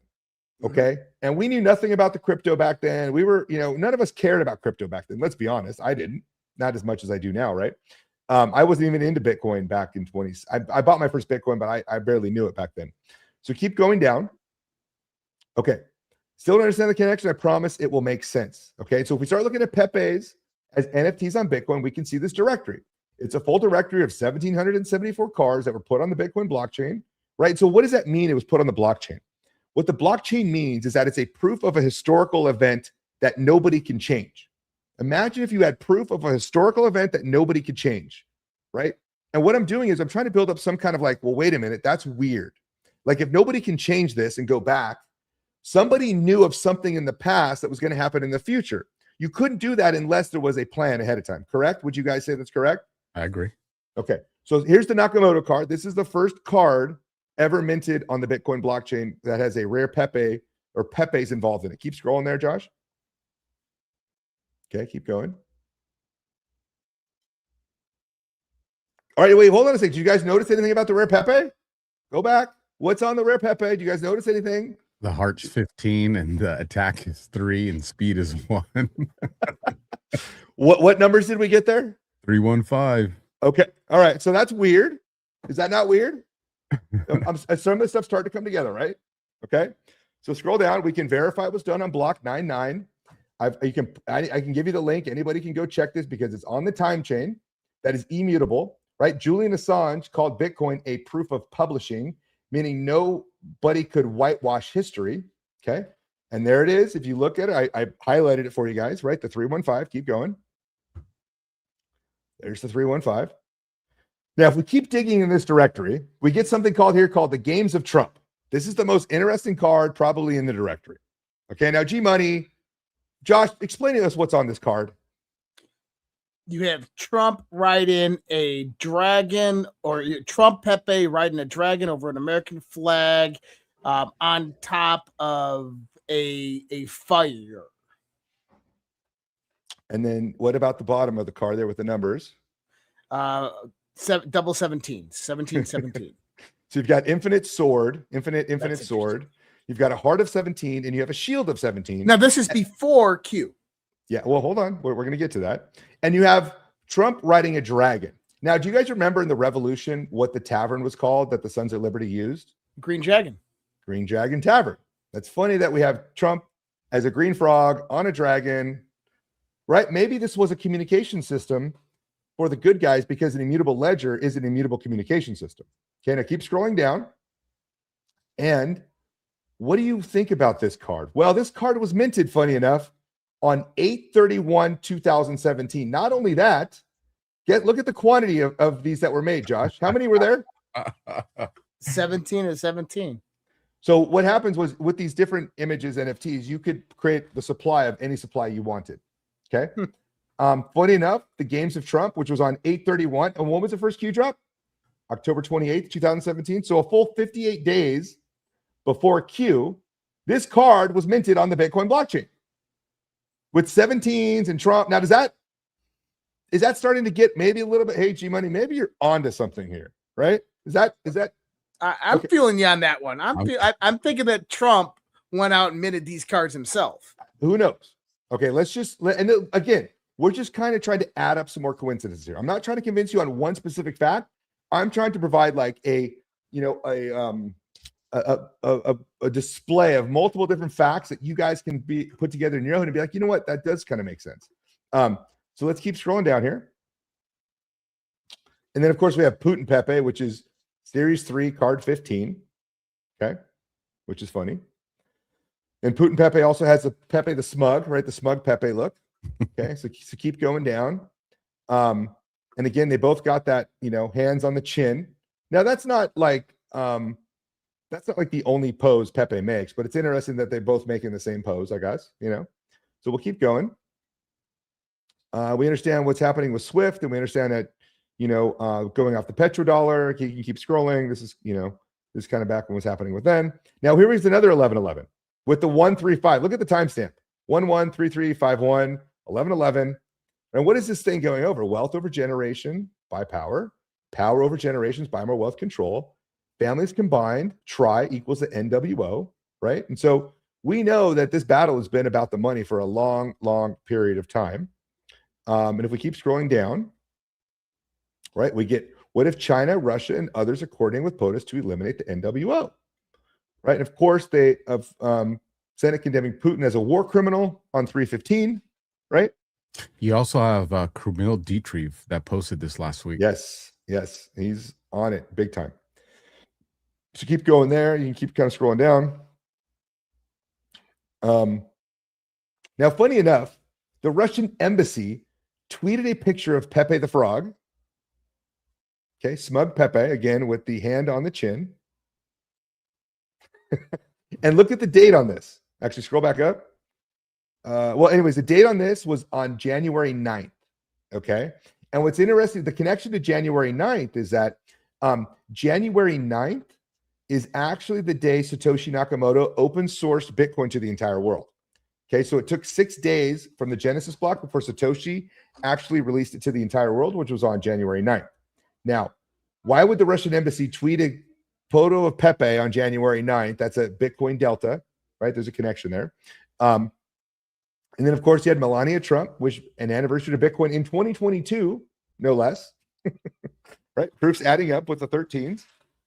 13th anniversary. Okay, so keep going. So again, this is kind of just some background here. Now she's releasing her movie on January 30th. Is there any relevance to that January 30th date? Not that I, not really, not my purview. There is interesting deltas on 113s as well, which I can get into if you want, but we probably won't have time for that tonight. But 113 is October 31st, 1031, right? 113. There's very interesting deltas with 113, 11.3, in the Q drops and stuff, but we can get that at a different time. But let's keep going here. Scroll down. And again, Trump, 45th POTUS, Satoshi Nakamoto, born on 4/5. D5, funny enough, is also 45. Okay, so we always talked about D5, right? Trump D5. People thought it meant December 5th. Well, it could mean, really kind of, 45, which is, this is where Trump talked about Bitcoin as a scam back in 2019, but it's a 7/11. This is a 7/11 date. 7/11 is important for other stuff. We won't get into that tonight, but keep going. Trump called it a scam, but he called it essentially a currency even back then. So he's double speaking about it. We can keep going. We don't have to listen to that. Now here's an interesting one. The Covfefe House Bill 2884 was about communications over various feeds electronically for Engagement Act of 2017, right? So communications over electronics, okay? Covfefe. Now, Bitcoin itself is actually like an enigma, right? It is a secure communications machine. I can build an application, Josh, with a wallet that I can cryptographically prove messages are being verified by you and me through the Bitcoin network and database. And if you were going to have this Q operation, right, this worldwide operation, I think the first essential element you would actually need is a communications element that is not fuckwithable. I think Alpha would also agree with that. If the enemy can infiltrate your comms, like you're dead in the water. You can't do anything. So the primary purpose of Bitcoin, I believe, was actually a communication system. But of course, is used for multiple different things. So keep scrolling down there. And here's a funny Q drop with Pepe the Frog, with eyes as Q. And if you keep scrolling down, credit to Anons, Red Castle, Green Castle. Why must we communicate this way? Oh, you're communicating maybe through the Bitcoin blockchain? Not only that, but you guys have probably heard of steganography, where you can hide messages inside of images. In fact, Q actually mentions this in a post, right? I think it was called Pixel Knots. I think if you pull up Pixel Knots, right, he actually talks about how to decipher that with the NSA, and how the NSA has developed technology to begin to do that, and how to actually get around that technology. Yep. And you remember the cicada? Remember the cicada like conspiracy? Yep. Do you remember that? I do. Do you remember what the Twitter handle was for that? Here, I'll point it out for you real quick. 3573, wasn't it? It's actually, let's see. Hold on one sec. So the cicada Twitter account is 1231507051321. It's a palindrome of Covfefe. So if you want to look up, the cicada account is still there, I believe. It's 123150. Let's see if we can find it real quick. I think it's there. 123150. Let's see if it's still there. It's an account. Anyways, but that cicada account was basically a cryptographic communications thing to where, anyways, I don't want to get into that. It's another side shoot, but that's another like proof of all these 315s that we can get into. But keep going. So keep going down here. And so this isn't about politics, right? And this is a very important drop, actually, 4545. Because Q said this is not about politics. And and that's why Mogadonians kind of crack me up, is because they only focus on the politics. And Q said multiple times, this was never about politics, you guys. So if this was never about politics, what is it about? Is it about the invisible enemy? What is the invisible enemy Trump always talked about? The invisible enemy is inflation, guys. The invisible enemy wasn't COVID. The invisible enemy is inflation and central banks' control over the monetary system. Because if you give power to people over the monetary system, they can control the entire world. This is the drop we talked about earlier, right? Nothing can stop what is coming. What did you start? Yeah. What did you start, Q, on October 31st? What exactly did you start in 2008? Maybe. So keep going. That's the initial launch of Bitcoin. And then, of course, you got drop 314. It's about to break. Godspeed, Patriots. What's about to break? You know. And so, funny enough, so when I was doing all this research, you guys, because I was putting out my 1111 stuff even back before I wrote this dig, this drop came out while I was doing my research, and it was so funny because you guys remember Pepe Deluxe? He's still out there, right? The Anon. He got mad, dude. He got mad when this drop happened. It's like it's almost like G Money wrote this drop. What the hell, Q? What's going on here, right? So Alpha, why don't you read this drop on November 11th and tell us what it says? Yeah, drop 4962 November 11th, 2022, 8:45 p.m. 15 at a.m. or Eastern time. It says, "Who are the silent thieves? Why are they manipulating you? How are they stealing your wealth? Bubble, crash, steal, lie, repeat. What is inflation? Monetary manipulation, taxation without representation. Put an end to the endless. 1913 Q." What does that mean? I don't know. Keep scrolling down. There's another 1111. Now, 1122, of course, is the day they murdered Kennedy, right? Death to the triumvirate, right? In ancient Rome, the triumvirate referred to a group of three men holding power, in particular, right? Julius Caesar, Pompey, Crassus. And so this came up in just the last couple of days because I posted. Oh, did it? Yeah. Oh, interesting. I'll go look for it to figure out what was the context of why I brought it up. But yeah. Okay, so go ahead and keep scrolling there.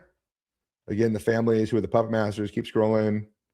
And actually, Anon got mad at me for the post too. Really? Yeah. Because I did exactly what you did here. I highlighted this part and Ivanka photo because that's what I was focusing on. Why didn't you include the part where Q responded? Because I'm not referencing that part. Well, and it's funny because you can take so mad. Yeah, you can take, I believe, a lot of certain sections of Q drops and isolate them for the real meaning of the entire drop. I think a lot of the stuff was put there on like to kind of it's camouflage fluff. it. Yeah, exactly. It's fluff. Yep. 100%. Okay, keep scrolling. And then, of course, this is Trump fiddling while all the banks burn in the background, right? I put that image together. Keep going here. 1122. Can't wait for the green light. What is the green light? I don't know. Right. So keep going here. Trump dancing, of course. Keep scrolling. And then let's go to the second part of this, right? Let's go to the second, but we'll go to the second part a little bit quicker. But that's kind of the baseline here, guys. Okay. And there's so much more.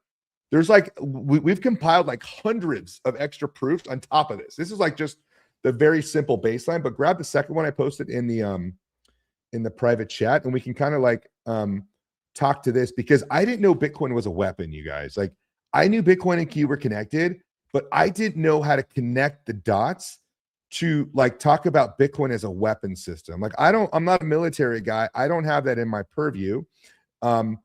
And so like, what does that mean, G? Well, we're going to talk about that right now. If you pull up that second one. Okay. So here's the Kaveh Dig 2.0. Again, here's Trump coming down the elevators. And what do you see in the background there, Alpha, with the gold? Currency exchange. Currency exchange, right? Why would he come down the elevators with currency exchange in the background? I think that's kind of a hint there, but let's keep going here. And we'll just keep kind of going through this. It talks about looking at the first one. Please read the first one if you haven't. We can X out of that. Keep going here. Again, we're just kind of rehashing that. And then here's where we get into insurgency. So what people don't understand is that a shadow government, okay, is what JFK talked about back in the day. And insurgency is essentially a group of people that hold power behind the shadows of the government, right? Like, in reality, it's a political competition for legitimacy, okay? And you guys all know the famous General Flynn clip where he talks about we have a group of digital soldiers and that this was an insurgency, folks, right? This was an insurgency on the American people. And so keep scrolling here. This is the guide for understanding what insurgency is, right? There's all these different political insurgencies. Again, the one is the shadow government, deep state, okay? And if we keep going there, you know, JFK talked about it, right?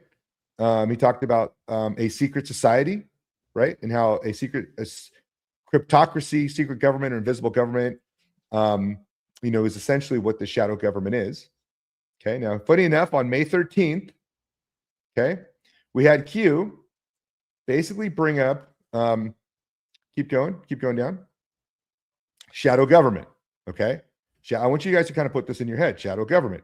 Now, what's funny enough about Bitcoin, okay, coin is actually abbreviated counterinsurgency. Okay, this is where it gets fun, right? So keep going down here a little bit. You can put the numbers, the numerology in there is a 315. You get the 1111s. Okay, the numerology is both in the name of Bitcoin itself. If we scroll down to Q on May 31st, we get a link to this guide on 531 Alpha. Guess what? The same day as Trump tweeting Covfefe, the counterinsurgency initiative. Okay, on 531, Q posted that, Alpha. Did you get that, 531? I do. Okay, now what is coin, G Money? Well, scroll down and I'll give you the actual definition. Counterinsurgency may be defined as a comprehensive civilian and military effort taken to simultaneously defeat and contain insurgency and address its root causes. Does that say civilian and military effort? Is that like a joined effort? What do you think the root cause? What did Jesus say was the root cause of all evil? Money. So, if the counterinsurgency guide is a comprehensive civilian and military effort to defeat and contain insurgency and address its root causes, well, it sounds like if we fix the money, we fix the world. And it sounds like if the military gave this technology to the people to fight the real battles, then we would beat these folks tomorrow. And so keep scrolling down here. It just talks about the coin guide. Okay. And by the way, do you know when this guide was put out? When? January 2009. Basically, January 13th. So the same day, almost the same day as the Satoshi Genesis block. Same month and year, though. Okay. Keep going there. Look at economic as orange, by the way. It's funny how they used economic as orange. Okay. Keep going. Maybe they're just playing with us. Keep going there. Keep scrolling down. You can read all that. Again, I recognize you guys read this. This right here, the water part, watch the water. And what is it? Watch the information. Yep. Security, all of it there. Security, the blood color. Okay, again, banks control governments, government can control people. Here's Trump's inaugural speech, returning power back to the people. Okay. The love of money is roots of all sorts of evil. That's in the Bible, guys. The root of all evil is the money. Okay. So keep going there. Yeah, keep going. This just shows you what happened in 1971, how they inflated the money and, basically we'll keep going back to that. So here it is, abbreviated coin, counterinsurgency guide, January 2009, Alpha. Imagine that. That's another coinky dink, huh? 113. Okay. If you keep scrolling there and you look at the Genesis block, Satoshi created the Genesis block on January 3rd at 10:15, 2009. There's another 3:15. Okay, keep going. So if you spin up a node, look at I spun this up myself. Okay, when it starts to sync and you start to download all the different transactions, the last block time when it first starts, you're literally downloading from block 1. See how it's 0.0? January 3rd, 10:15 to that. That's a 3:15. Do you guys see the 3:15 or am I crazy? No, I see it. I see it right there. Okay, so keep going.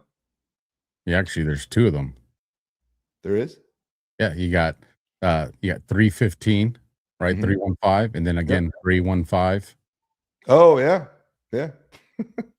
Like I said, here's General Flynn tweeting about Bitcoin in 2015. Do we think Flynn is a good guy? I think we do. And what does Flynn call Bitcoin though? He calls it something really special, really interesting. He calls it evolutionary destiny. Now that's quite the collection of words to use for this protocol, for this technology, wouldn't you say? It is. Because we know that no one will ever change my mind. The general does not use words by accident. He's strategic about words. When Absolutely. Absolutely. So keep scrolling there. The tweet is still up to this day. Okay. By the way, February 1st is the notable date for the National Freedom Day, honoring the signing by President Abraham Lincoln of the 13th Amendment that abolished involuntary servitude. So you guys are basically slaves. And so I think there was not a coincidence when Flynn tweeted that. Now here we get to the Department of Law of War Manual. Have you guys ever read this before? Yes. I have. Yep. Now look, if you go to section, let's see what section 11.22, public finances and taxes. If you keep scrolling there, Josh, you get to currency and exchange rates. Did you know that the occupying power may introduce its own currency into the occupied area or issue special currency for use in the occupied area territory should the introduction or issuance of such currency be necessary? There is a long history of issuing such war currency. The issuance of occupation currency may be necessary to counteract the enemy state practice of engaging in economic sabotage. Okay. The occupying powers to regulate currency may not be used to confiscate private property. And so it talks about here how the failure to take reasonable steps to prevent inflation with the result of the enrichment of the occupying power would violate international law. Okay. And so inflation is illegal per the law and the Department of Defense War Manual. And here it gives examples of all the different times the military has actually used currency in certain, situations like World War II, like the Civil War, so on and so forth, which I think is kind of interesting. Wouldn't you say that? It is. So who was to say that in this operation, the Q team didn't create its own currency and perhaps release it to the world, but it didn't, it released it in a fair way so that nobody knew, right? And it was anonymous. Just funny enough, because Trump talked about Bitcoin being posted on an anonymous message board when he was in Nashville, from a technology that was posted anonymously on a message board to the 9th largest asset in the world, right? Kind of funny how that works. All right, keep scrolling. Look, I think Alpha's actually excited. I think I'm selling him on this for once. Yeah, there's a lot of stuff here I did not know. I didn't. I knew about. There were things. Well, let me correct that statement. There were things here that I've seen and I've researched. I've never seen them packaged like this. Got you. To explain this. Right. That's why I think it was important for me to sit down with you guys and explain my crazy. This is like you're inside of G Money's head now. I know it's a scary place. Oh. All right, keep going. Okay, now we get Jason Lowry. Again, guys, when I was uncovering all this stuff, I didn't know how to explain Bitcoin as a weapon. I couldn't really formulate how that, what that looks like, what it talks like. Can we pause right here real quick, Josh, and post or play the second clip or the second link I put in our private chat? I want to play this one real quick. I think it's important. The second one, right? The one second, where he's sitting, one where he's sitting at a keyboard, or the one? Yeah, the keyboard one. Okay, here we go. To play this clip, which is interesting.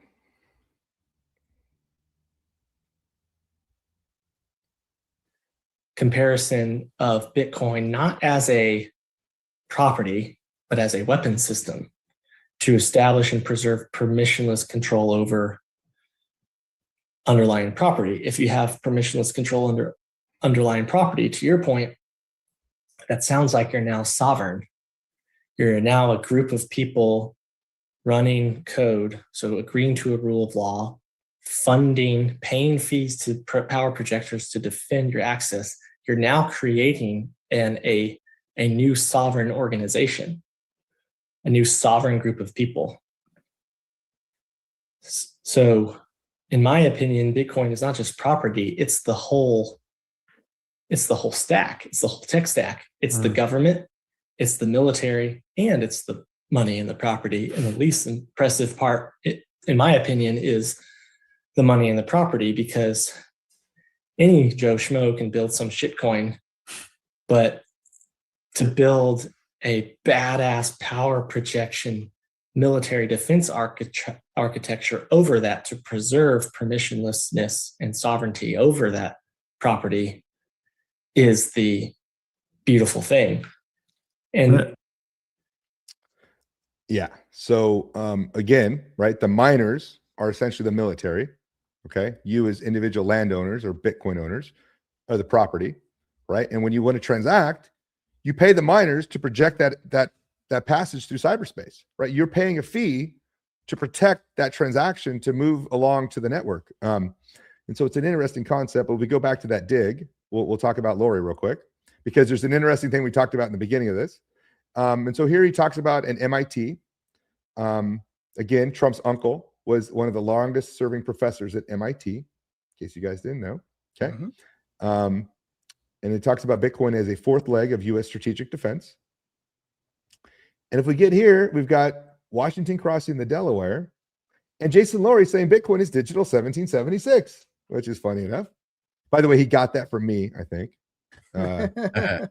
He actually posted it after I talked about Bitcoin as digital 1776. But again, I really implore you guys to read this. It's a 400-page thesis. I believe Josh and Alpha are heavily into it, which I think they're seeing light bulbs absolutely go off inside their heads and really kind of understand where the real battlefield is. So you can actually download this for free on my website. So if you go to 1776.love, I have it hosted there. You can't really buy it on Amazon. If you do want to buy it, it's like $500 because the DoD has put a gag order on Officer Laurie. Actually, he's Lieutenant Colonel Laurie, to where he's not able to sell it. So there's a TED Talk. I implore you guys to go listen to it. Why would they do that? No, hold on. Why would the DoD put a gag order on one of their own officers in Space Force for a book? Not only that, but he was under the direction of General C.Q. Brown. Okay, so this is the top 0.5% of all military officers in the country. Okay, and so each one of them gets to select a certain topic that they want to discuss. And so Jason spoke about Bitcoin. Has there ever been a formal explanation by the military or Jason of why he was put under a gag order or why it was pulled? Nope. Interesting. Yep. So keep scrolling down there. And so here's an interesting quote, right? Now scroll back up here a little bit. And so Jason says, after sapiens suffer enough losses, they eventually become willing to do what surviving animals already do. Project physical power to settle their disputes, establish control authority over their resources, and achieve consensus on the legitimate state of ownership and chain of custody of their property. People are eventually willing to spend the injury and risk the energy to secure the resources they value the way nature demands from every other animal in the wild. And so this is what's unique about Bitcoin is that, like, I think a lot of people think that to go to war with the government, they have to take up arms, right? And that's simply not the case. Well, right? So I'll jump in here on this, G, because I have operational planning is that's what, almost 2/3 of my life has been a part of. And so when I've looked at this, because if we look at South America, if we look at Europe, if we look at any continent on this planet, how have they tried to take over power again? It's all been kinetic. It's all been kinetic. And then what we see is within a few years, it reverts right back to its original standing, because that kinetic response was still dependent on leadership in these quote unquote grassroots movements, which were people that were pre-positioned there anyway. So if a kinetic response ever happened, these people ultimately come right back into power because they had people sitting on the bench there waiting for that moment anyways. And it's this cycle that continues. So I understood that. So then I said, okay, well, we don't see that happening here in the United States. Now, we know the deep state wants to force a kinetic response because then they get the same resolution that we just explained. They get that here. So then I was like, okay, so then what do we have here? What is, and like you said, Q is a psychological operation, hands down, absolutely agree to that. You saw that the deep state did try to infiltrate it to make people just adopt the mindset of, trust the plan means sit on the couch and don't do shit. We know that was a psyop within a psyop. Correct. But what I did see from this is it made people investigate and research. And while all this was happening at the same time, it's what we've seen in your breakdowns here, is people realizing everything is corrupted. Yeah. The deep state has its hands in everything. So then it makes people get to the point where, but at the same time, you're realizing, but it can't be a kinetic response because that's what they want. So what I've seen it's funneling people into the fatal, what I'll call the fatal funnel, right? Yeah. It's in military and law enforcement, we call it the fatal funnel. It's pushing everybody to this point where okay, I know everything's bullshit. I know that we are in a new economic slavery. I know kinetic is not the answer because that's what they want. And I know that all this stuff's a lie. So what the hell is left? Because you come to a pivot point of two options. I'm fucked and I can't do anything and I surrender, which is death. That ultimately leads to death. Or I have to find a way out. Mm-hmm. Which brings you to, again, why I highlighted page 226. When you get to that pivot point, that fork in the road where you realize, what the hell do I do? It's because we're used to thinking of that kinetic ceiling. And when you realize there is another option beyond that, that is what's made me so curious to this Bitcoin as a weapon system. And it's why I was excited to finally get you on this show to have this conversation, because I do ultimately believe that when we reach that precipice, these are the options that people are going to be made with. And if people have never looked at Bitcoin as a weapon, they're literally the only option left to think is they're going to be thinking, well, we're done. There is no way out. Yeah, or they're going to take up arms and go die, which you don't have to do. Which is what they want anyways. And who are you going to shoot anyway? You're going to shoot the military? Like, who are you going to shoot, Alpha? Nobody shoots. And this is what I've said during the last 2 years, or I would say year and a half of Biden's administration. We saw the feds coming in trying to create this revolt, right? Civil war revolution. And so when they would come in, because people would kick them out right away. I said, hold on, before you kick them, let me ask them a couple questions. So they come in and, yeah, this is bullshit. It's all done. I said, all right. Who's the enemy? Who are we targeting? Because if you say Pelosi, hypothetically, for the people that are watching, there's 100 Pelosi's lined up to replace her. 1,000. If you say all these people, they're all just they're the branding. If you don't even know who the enemy is, who are you fighting? Exactly. Who are you fighting? So obviously that's not the solution. So then what is the solution? And that's why I'm trying to push everybody's anger and frustration into cyberspace. Like, push that anger into a way that is constructive, will bring you joy, that will bring you wealth. You don't have to die, okay? And we can win this thing. And the only other part of that, right, is you have to opt out. Okay, you have to just simply say, I'm no longer filing my federal income taxes. I'm no longer complying with tyranny. And if enough of us do it, okay, guess what? They have to start negotiating with us, Alpha. Right? You made me and Josh both drink right now, bro. You said that. We said, oh, here we go. Here we go.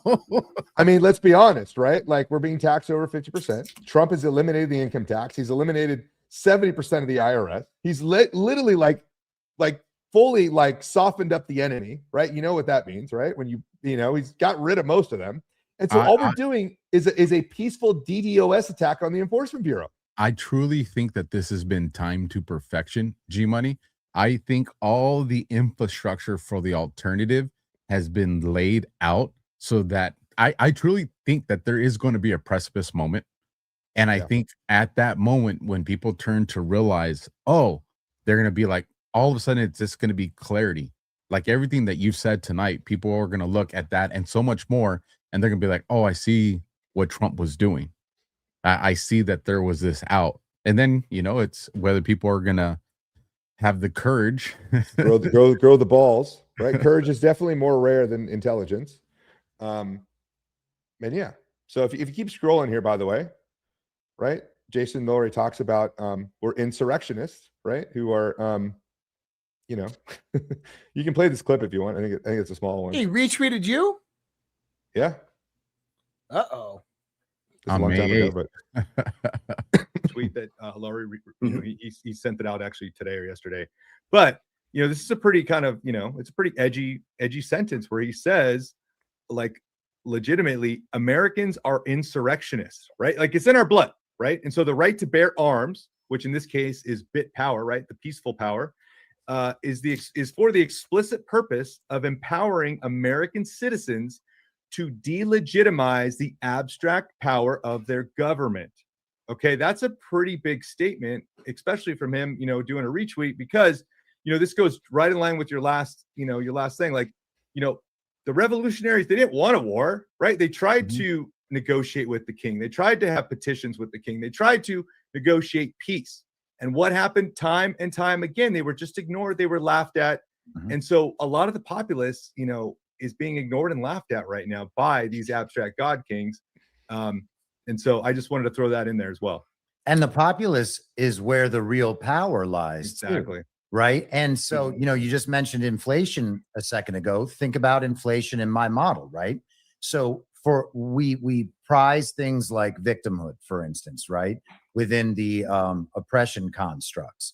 So once too many people realize that victimhood is valuable and transform themselves into victims, they are basically inflating the value of the social currency that they receive for doing that, which makes it less useful for everyone, to the point where it is then easily defeated in the public mindset, and you head immediately back toward that 51%.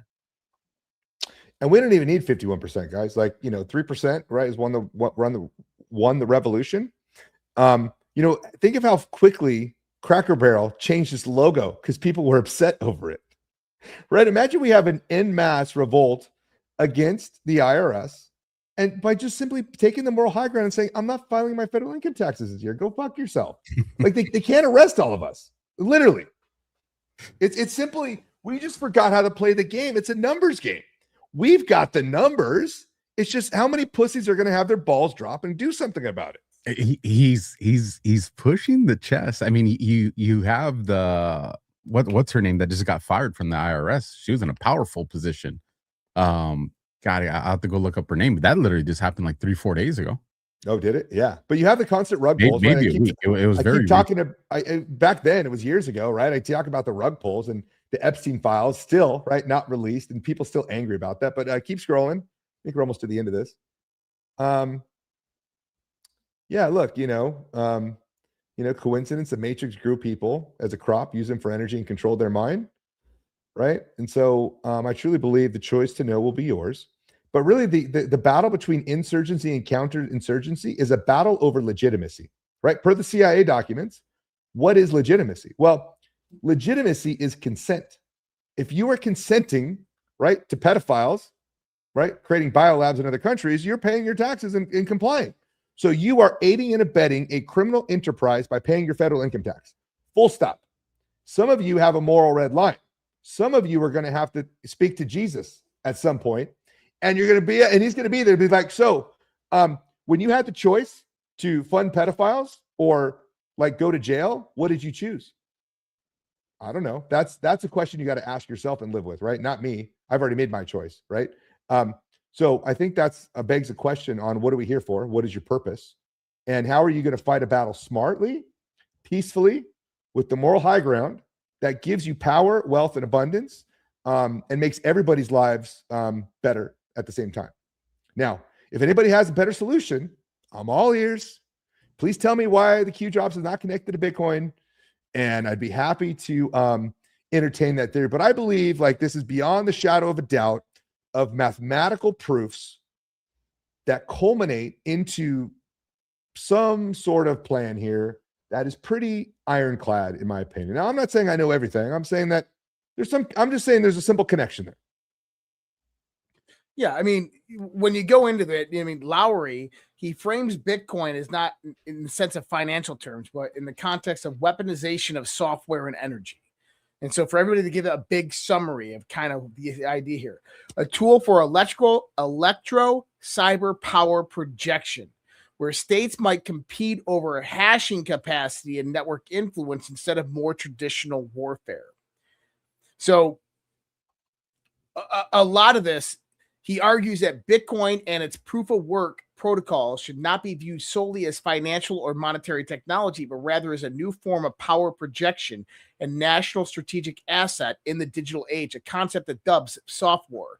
This reframes Bitcoin from currency to a tool that can help shape global power dynamics, cybersecurity, and national defense strategies. Now go back to January, and Donald Trump, through executive order, initiates the Strategic Bitcoin Reserve. I mean, this is falling directly in line with everything that is happening. And then you start to align the development of the AI infrastructure that's happening. And I know that people are like, whoa, AI, just go with me here. At the same time, Donald Trump comes out and says that he wants the United States of America to be the crypto mining capital of the world, the Bitcoin mining capital of the world. What does that do? It fortifies exactly what Jason Lowery is saying. Yeah, look, if you look at the last thing I put in the comments as well, like the last little one of my links there, you know, what we are dealing with is a proof of stake network. American democracy is a proof of stake shitcoin, okay, that allows a small group of people to change the rules for everybody else. Every day, you guys, we live our lives where 300 people, or let's say 1,000 people, get to change the rules on us consistently, right, without our consent. So click on that image or make it bigger and we can read it, right? How to systemically exploit humans, right? Let them vote hard. And if you scroll down there, right, all those people are handing over their power and authority to a smaller group of people, right? The resources and interest of 330 million Americans is controlled by less than 1,000 high-ranking people. If the majority of those 1,000 high-ranking people collude at the expense of the people they ostensibly represent, then 330 million people are mathematically guaranteed not to be able to overturn their vote. They can't access more rank, and they can't outvote or overturn collusion, resulting in a state of systemic oppression, which can only be solved via physical confrontation. Have you guys ever seen a tyranny people have been able to vote their way out of? Has there ever been an example of that? Nope. Now, there's been a peaceful revolution in Bulgaria recently. That was peaceful, right? Where they just showed up en masse. And think about if Bitcoin becomes the most valuable thing on the planet. And if you were going to drain the swamp, right? And all of a sudden, everybody, right, had all the access to all the information, energy, and asset value in the world. And the government didn't. Okay? Now, if you, as a government, have an inferior form of currency, guess what? The swamp drains itself. Trump doesn't have to fire anybody, you know? Well, and how about this as well? I want people to kind of look at this in the context. Throughout history, one thing that we've seen through kinetic warfare is looting. One thing is people go in there and they lose their entire wealth due to warfare. A country gets toppled and your banks get seized and your money gets taken away. Someone said in the chat earlier something that I never thought about in the thoughts of this before. He said, if you were naked and you had memorized your hash or memorized your mnemonic, you could fly anywhere in the universe. And as long as you had access to a Bitcoin wallet, you could access your Bitcoin anywhere in the universe. And I want people to think about that, is that instead of keeping your assets for life within bank accounts and distributing them across, Swiss accounts or gold or silver or Wall Street or whatever, just imagine if you kept it on the Bitcoin blockchain, and all you would have to do was remember your hash or your 12 words to get into that wallet. And the only thing that you had to pass down and have your kids memorize was exactly that if war came to your country and that country was toppled, all your bank accounts were seized, you could leave that country with absolutely nothing, get to a computer in the next country, and you could restart life all over again. Well, that's power. And think about it this way. Imagine the manpower to go out and try to confiscate everybody's seed phrases, right? Oh, you can't do it. It's impossible. And imagine if people just say, we're not filing anymore. Go fuck yourself. What are you going to do? Come and take it, right? Imagine if we did that in mass, not even in mass, 3% of the population just stop complying with tyranny. And that's what the precipice I think we're getting to. You have something that is unconfiscatable. The government, now they can torture, they can waterboard you to death and get it, right? They can take you in meat space, I guess, right? But if you have secured your energy in a way that is, good enough, they can't take your Bitcoin from you, right? Simple as that. Not only that, but it's very hard to take it from you, right? If they kill you, they can take your gold. If they kill you, they can't take your Bitcoin technically, right? Because they don't know if your seed phrase is up here, if you have multi-sig, if you've got different seed phrases in other countries. And so really this is a game theoried out perspective that truly gives power back to humans, because in the future, I believe we'll live in voluntary associations governments to where Trump now is offering the gold card for $1 million. And what we have now, we're going to have nation states compete for people, right? Hey, come to our country. We're going to offer you no taxes, right? Non-fluoridated water, right? The healthiest food, blah, blah, blah, blah, blah, because we want you to be our citizenry. And what's going to happen is tyrants are on notice, okay? Because if tyrants are going to keep clamping down on people through taxation and inflation, people are going to take their money, put it in Bitcoin, and walk across the border to a country that is more fair, right? And so tyrants are going to have to start being nicer, or they're simply not going to have a nation anymore, right? They're going to lose out to other nation states. And so truly, I believe this plan is a biblical plan. It is a 1,000-year battle between the powers that be to end taxation, to end inflation, and to truly give power back to the people. That is a non-kinetic way to settle our disputes peacefully. Freaking, I thought I had him, folks. I thought I had him with that question. I've already been through that, man. John Perry Barlow is the key to that, and it's John Perry Barlow is basically Bitcoin without knowing what Bitcoin was. Well, and for the record, it was a question that I wanted, G Money to come through the way he did, because that's the way you get educated. That's the way you make things make sense. Yeah, I can come here and just nod all day, or we can get information. We're like, hey, here's my question, and it's a popular question, and we get the answer we did. And well played, bro. I love how Donald Trump will post on Truth Social. He just posted 3 minutes ago on Truth Social, but he posts Merry Christmas with 3 exclamation points. Guess how many letters are in Merry Christmas with 3 exclamation points? 17. Does it all? He'll do 2 exclamation points, 1 exclamation point, or 3 to make it 17. He did the Stephen Colbert one. That was the last one I saw. That means Colbert there. He did that one at 9:16 my time, so midnight 16, so post 16. And when you go to post 16, it's October 31st. And it says, get the popcorn. Friday and Saturday will deliver on the MAGA promise. POTUS knows he must clean house. And I found it funny because literally this is what G Money was talking about tonight on literally that Substack. Let me bring it up so you guys can see what I'm talking about here, so it makes sense. So here is Trump's post on Stephen Colbert, 9:16. This is specific, so midnight 16, so post 16. And then right here, POTUS must clean house government in order to free up and demonstrate who has authority in order to pass important legislation. This was always the priority. Remember, AG Sessions cannot look like an impartial player that is out to get all former Obama team members, as we need him for other important work. All will come into focus for anyone to think POTUS is not in control is kidding themselves. Also, he's 100% insulated with zero risk of impeachment. Fact. But I just thought that this right here was definitely a signal at the conversation we had on the show tonight. Yeah, a clean house is very important, or a clean temple, a cleansing of the temple, so to say.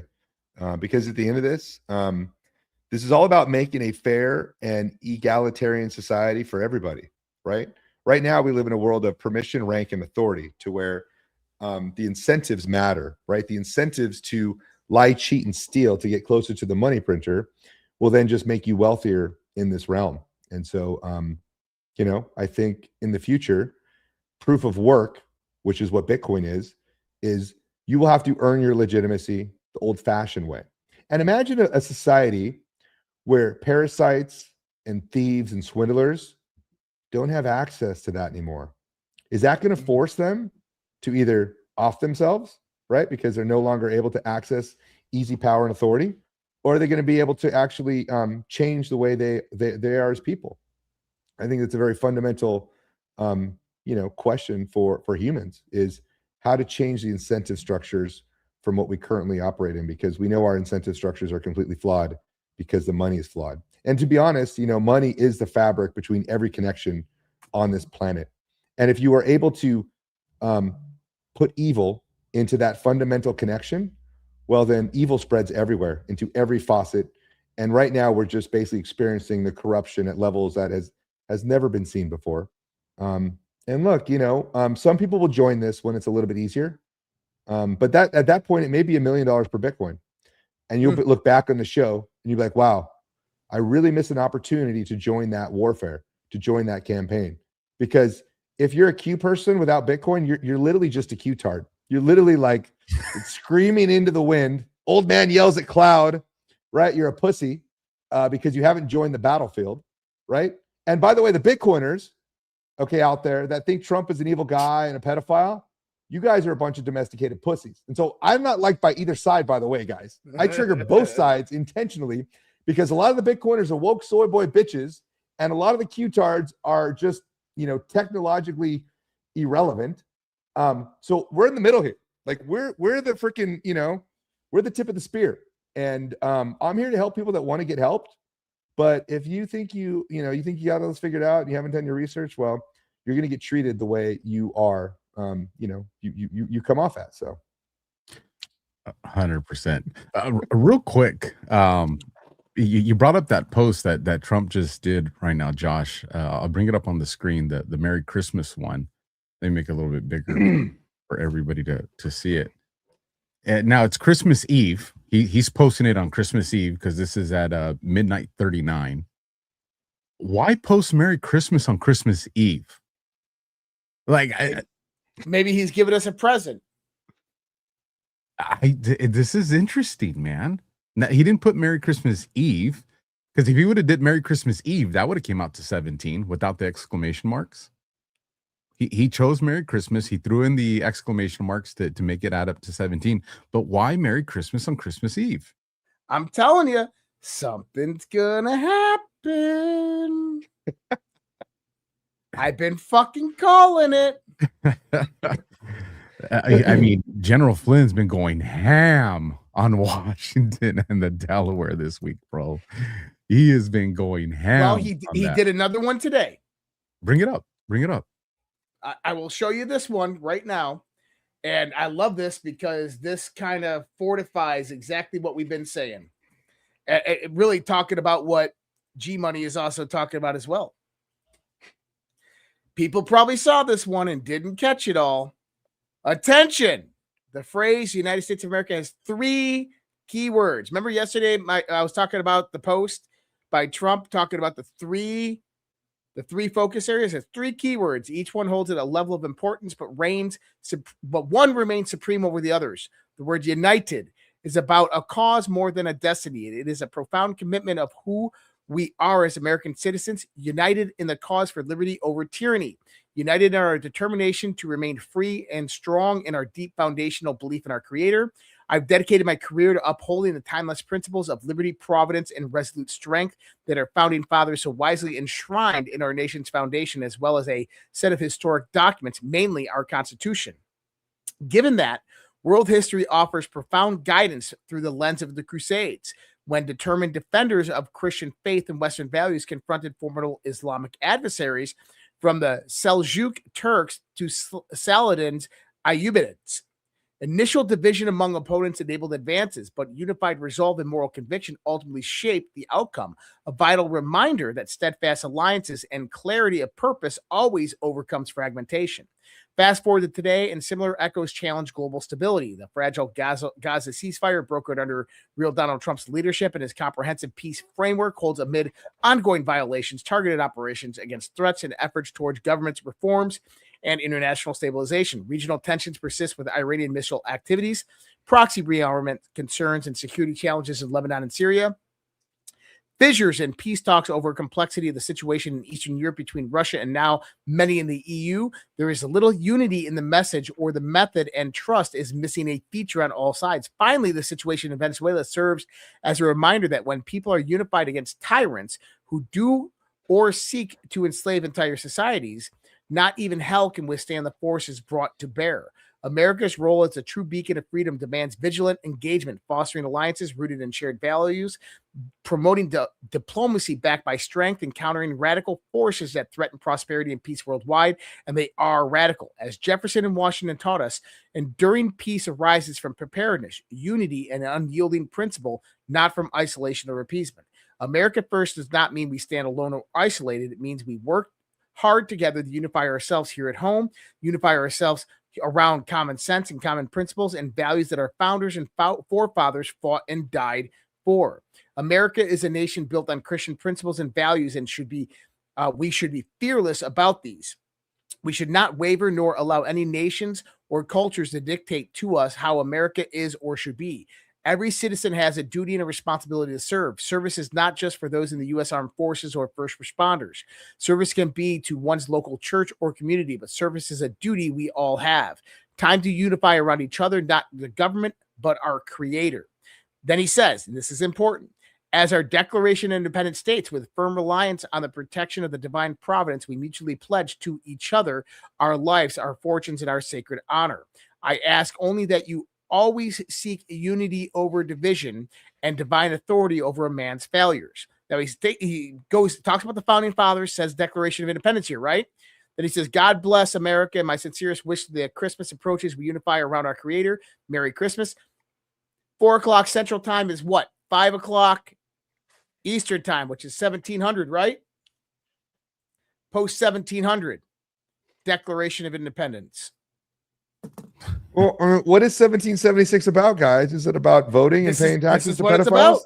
So he's refortifying the message of 1776. He did it at timestamp 1700. He talked about the Declaration of Independence, and 1700 on the Q vote goes directly to whenever a form of government becomes destructive of these ends, it is the right of the people to alter or abolish it and institute a new government, laying its foundation on such principles and organizing its powers in such form as to them shall seem most likely to affect their safety and happiness. Prudence, indeed, will dictate that governments long established should not be changed for light and transient causes, and accordingly, all experience hath shewn that mankind are more disposed to suffer. Well, evils are sufferable than to right themselves by abolishing the forms to which they are accustomed. But when a long train of abuses and usurpations, pursuing invariably the same object, evinces a design to reduce them under absolute despotism, it is their duty to throw off such government and to provide new guards for the future security. That's a massive boom for anybody out there, man. Huge. Yeah, I mean, the singularity is everybody becomes G Money at some point, and so everybody is slowly on their way to saying fuck your taxes and fuck paying taxes to pedophiles. So we're waiting for you. There's a bunch of us already here. Bitcoin is the bridge. Now, you don't have to go full psychopath G Money. The first step is buying Bitcoin. That is how you empower yourself, right? When you are in a comfortable enough position and you've read Soft War and you know how to lower your benefit to cost ratio of attack, your BCRAs, okay, this gets into software, then you realize, right, any assets you own on the state ledger is a big juicy pie the government can easily come after because they can freeze your assets and they can just take them. If you are to diminish the amount of state-owned assets and you are to self-custodial your own Bitcoin, well, then you've lowered the benefit to cost of a government coming to attack you. And so anyways, these are interesting concepts. I hope you guys got a lot out of tonight. I hope this was not too triggering. I hope I did trigger the ones that needed to be triggered, because maybe it'll force you guys to actually do some of your own homework and read some of these concepts. But it seems pretty straightforward, and I'm just happy to be along the ride with you guys, with you boys. 100%. We'll get into Rumble rants now, folks. We got a Badlands boost. I'll start off with that, and I didn't see any super chats come through over there on YouTube with Badlands, so we're probably still on the monetization red flag. But the first one I'll bring up, Jane, Defcon Zerq, $50. Merry Christmas, guys, to you and yours. Thank you for all you do. And that was Jane's doing the Badlands boost, so thank you for that. And then on our Rumble rants, like Kim K, start from the bottom. Now we're here. $100 from Atomic Blonde. Merry Christmas, my favorite dudes. Let's go. Where we go one, we go all. Drop in the Benjamin. Thank you for that, Atomic Blonde. $5 coming in from Nukemag. I know it's Nukemag. I don't know what you do at the first beginning part of that. But $5, give it to us, daddies. Nukemag, you crazy, bro. $10 coming in from Gale Time. Merry Christmas, fellas. Love ya. Great stuff. Always fun. Thank you for that, Gale. $20 coming in from Andy Pearson. If we see the start of 2026 with nothing major happening, it'll feel like Santa forgot to leave my biggest request under the tree. Well, I mean, a lot of big things already happened. And if you were watching the news late last night, it's already come out. The attorneys for Brennan said that he is part of the he's feared that he's going to be the next indictment coming out of Florida, is what it looks like. And I think that takes us back to and we could talk about this on Q After Hours on Sunday. Are we going to see a new indictment for Comey on a separate case, new charges, or the redone indictment of them to where we get that back-to-back Comey Brennan, which is what you called a while back, Josh, with the 9/11 Q posts for Comey and Brennan. We're right there. And here's the thing: if they indict Brennan, the gloves are off, because that's their heavy hitter, dude. So if it goes there, I think shit's gonna escalate pretty quick. $17 coming in from Tone Ranger. Me and Mrs. Tone dance to Rug Pull Radio theme song every time, never fails. Even the dog gets in on the action. Just wait till we mine crypto with our own reactors to the moon, baby. Love it. If you're new to G Money and you're like, what's Rug Pull Radio? G Money, let everybody know, when is Rug Pull and what day of the week and where can they watch it? Yeah, right here on Badlands Media, Thursday nights at the same time, actually, 10:30 p.m. Eastern. So come check out Rug Pull Radio. We're almost 150 episodes in, and we discuss Bitcoin and all these different concepts. But yeah, if you go back to episode 1, we actually go through the building blocks of the military and how Bitcoin was put together. So go out and do your research. There's plenty of free content out there. But you can also find me on X as G Money Pepe. So there you go, folks. And you'll find that stuff in the description of the show on Rumble too. $2 coming in from Sleep State. Aren't banks stacking Bitcoin now? If they buy the majority of coins, then they'll keep their power? Question. It's a great question, right? Banks traditionally, central banks have traditionally only bought gold. So central banks have been buying gold for the last, how many years? Bitcoin to banks technically only got access last year, or actually earlier this year. So the entire network got a 15-year head start. Okay. Not only that, but the amount of Bitcoins that have already been mined and are out in circulation are basically at 95%. So 95% of the 21 million Bitcoins that are ever going to exist are already out there. Okay. So the banks and institutions cannot own a majority of the coins. They're going to have to compete and pay, $88,000 per Bitcoin at this point now to accumulate that, which is not going to be cheap for them. So nice. $5 coming in from Boycott Utune. G Money said basically Bitcoin cannot be cracked and taken by government or others. Once quantum computing is revealed, I have heard Bitcoin is a risk. Any insight about this? I'll jump on this real quick because this was one of my main concerns. And I believe it was General Quas that answered it. So I'll break it down Marine style. As the technology advances to break the encryption, so does the technology to protect it. And so you always have those parallels running hand in hand. I don't know if you want to add to that, G. Yeah, look, there's a lot of other things out there that are going to get broken before Bitcoin. Bitcoin is already technically quantum resistant, meaning SHA-256 is not going to get broken even technically by a quantum computer. And so what people have to realize is that your everyday passwords to your bank accounts, okay, even passwords to different server networks and all these other kind of things, all those get cracked way quicker, right, than the Bitcoin network. And actually, Bitcoin's probably the last thing that will ever, potentially get cracked in that scenario. But yeah, there's easy upgrade paths to quantum cryptography, right? Trump's new F-47 fighter jet has quantum cryptography built into it. Howard Lutnick has already talked about quantum cryptography, and that is already coming. And so, yeah, there is a cat and mouse game to this, but there will be solutions that are put forward to protect. Yeah, and when SHA-256 becomes compromised, the one thing to understand, the last thing that anybody's ever going to have to worry about is Bitcoin. And the reason I say that is because you have so much more on the infrastructure of SHA-256 that is going to have to be worried about, which means that prior to that kind of technological evolution, there is going to be kind of post-quantum encryption implemented throughout. And this is what you're just seeing with the X-47, what he was just saying as well is G Money's right. Is number one, your Gmail addresses, your bank accounts, I'll say this word, your shitcoin accounts, all of those are way more compromised than Bitcoin at this point. In order to kind of, if you wanted to take down the top 20 different Bitcoin accounts with the most Bitcoin in it, here's the problem. If the quantum encryption technology came out to be able to crack that, the moment they hack those top 20 accounts, it's over. The money that they just took is worthless. And the reason it's worthless is because people abandon that, or even the Bitcoin blockchain can eject those coins from the network. So there's a lot of different things that can happen in the context of this, and understand that it's a kind of a no-win scenario for somebody to break that quantum encryption and take that Bitcoin, because they're basically just killing Bitcoin if they did. I like it.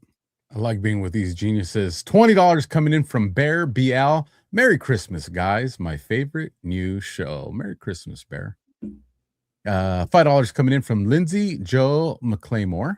Bitcoin being released 1031 was very strategic. Satoshi sent the email in enough time to fine-tune the protocol. Genesis block at perihelion of Earth 1-3 coincidences with the aphelion 7-4 4th of July. Those are like how close I believe the Earth is to the sun, I think, in its rotation. Aphelion and perihelion. Perihelion is how close it is, and aphelion is how far away it is. Well, one thing we didn't get into either was the magic of 369. And so if you guys understand Tesla and the magic of 369, he said you could unlock the keys to the universe. 315 is actually 369, right? 6 plus 9 is 15. So 315 is actually an extrapolation of 369.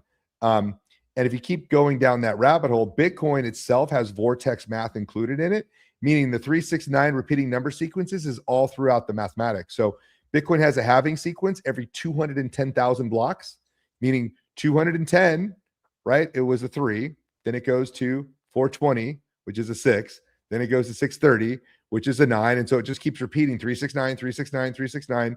So this math of this Tesla math is actually built into the core of Bitcoin, which is also kind of funny. So I hear 369. I immediately go to 369. Damn, you'll find one more time. Wet drip from my we will behave. We'll leave it there. That's for when I go to EDC with G Money.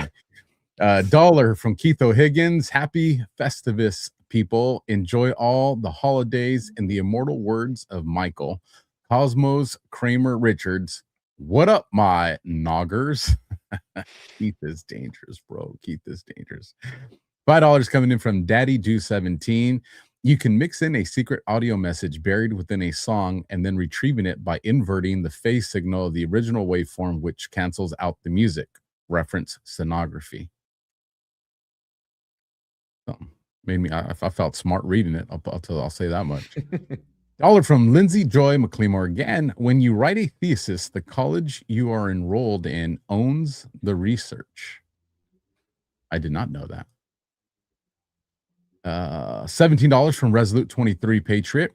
You wouldn't know the father of all crypto if I spotted you the word agency and had you look up the meanings of Nakamoto and Satoshi. It's just a coincidence. Keck.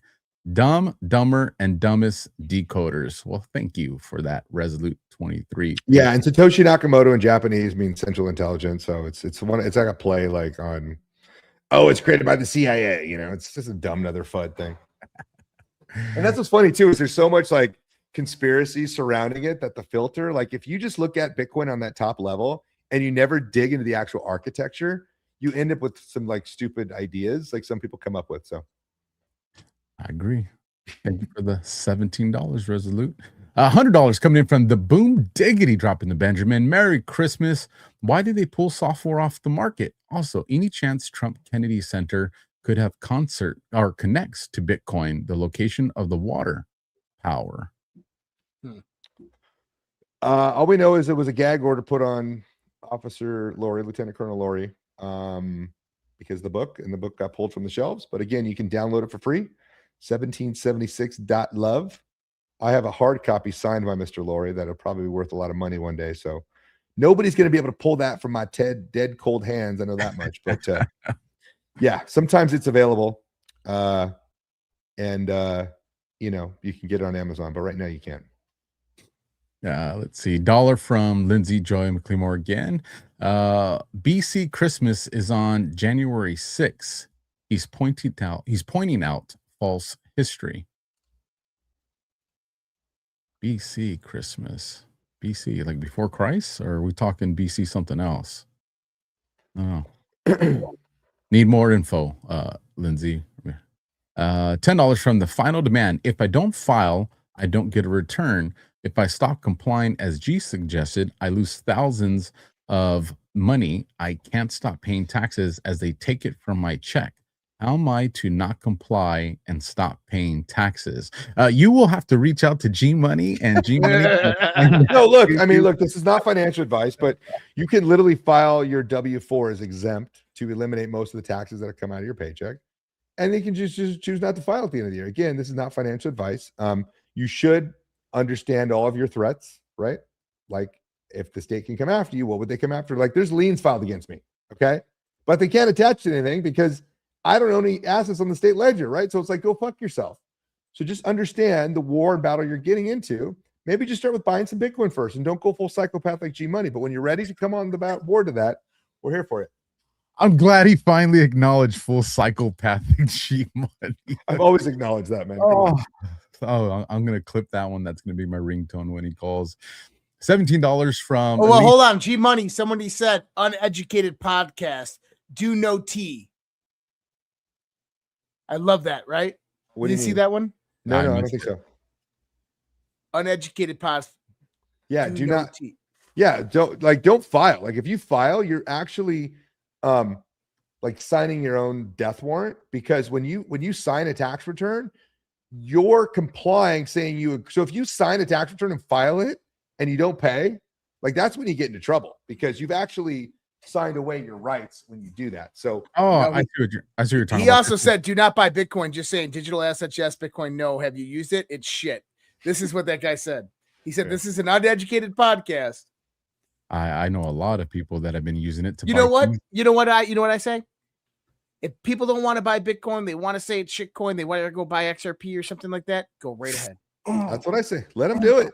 Hey, let them do it. Hey, it's only like your lifeblood DNA that's on the line. So if you fuck it up, you fuck up the centuries of lifeblood beyond your own. So make sure you don't choose the wrong coin. Or earmuffs, G-Money, earmuffs, pull out your headphones real quick. Or you can be like Alpha, who's just got contingencies and just still has a little XRP just in case. Alpha's hedging his bets with the pedophiles, guys, just so you know. Oh, always just contingencies. All right, let's keep going. $17 from Elise. Merry Christmas, Alpha, Josh, and G-Money. God bless you guys. $5 coming from Philly Q. Look into George Washington's prophecy. We are there. Unity. I'll have to look into that. I wasn't aware he had a prophecy. I know he had a dream. I don't know if you're referencing that. $5 from I Am a Nuke Mag. Damn Marines. Love you, bro. Merry Christmas, guys. You see how it shows up on the screen. Something about this shit. So this guy's still going on. He goes, ISO 222 compliant coins. Listen, if you support the ISO compliant coins, XRP, this type of stuff, what you actually support is the World Economic Forum. You support globalism. You support central banks and central banking infrastructure. If you want to tell me I'm wrong, what was XRP developed to replace? The SWIFT system. That is central banking infrastructure. It's meant to be an intermediary for the M-Bridge, which is the central banking system. Josh, you can't help XRP tards. They're kind of like Q tards. I know, but what they don't get is that XRP is nothing more than the global banking system. It is the same system that you have now. It's centralized. It's not decentralized. I live in here. Hold on. Let me set up this perfect thing right here. I live in a world where Bitcoin and XRP will work together hand in hand. But they won't. Oh, full gay right there. All right. Continuing on. Sell your XRP and buy freaking Bitcoin. I'll let you guys keep kicking the shit out of the people that want to argue. $100 C note. Benjamin coming in from Catherine 11. Merry Christmas.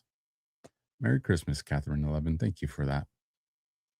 I like Cardano. I'm not gonna lie, I like Cardano. Oh God, here we go again. $25. $25 from Badass Bella. Sometimes we go into the woo.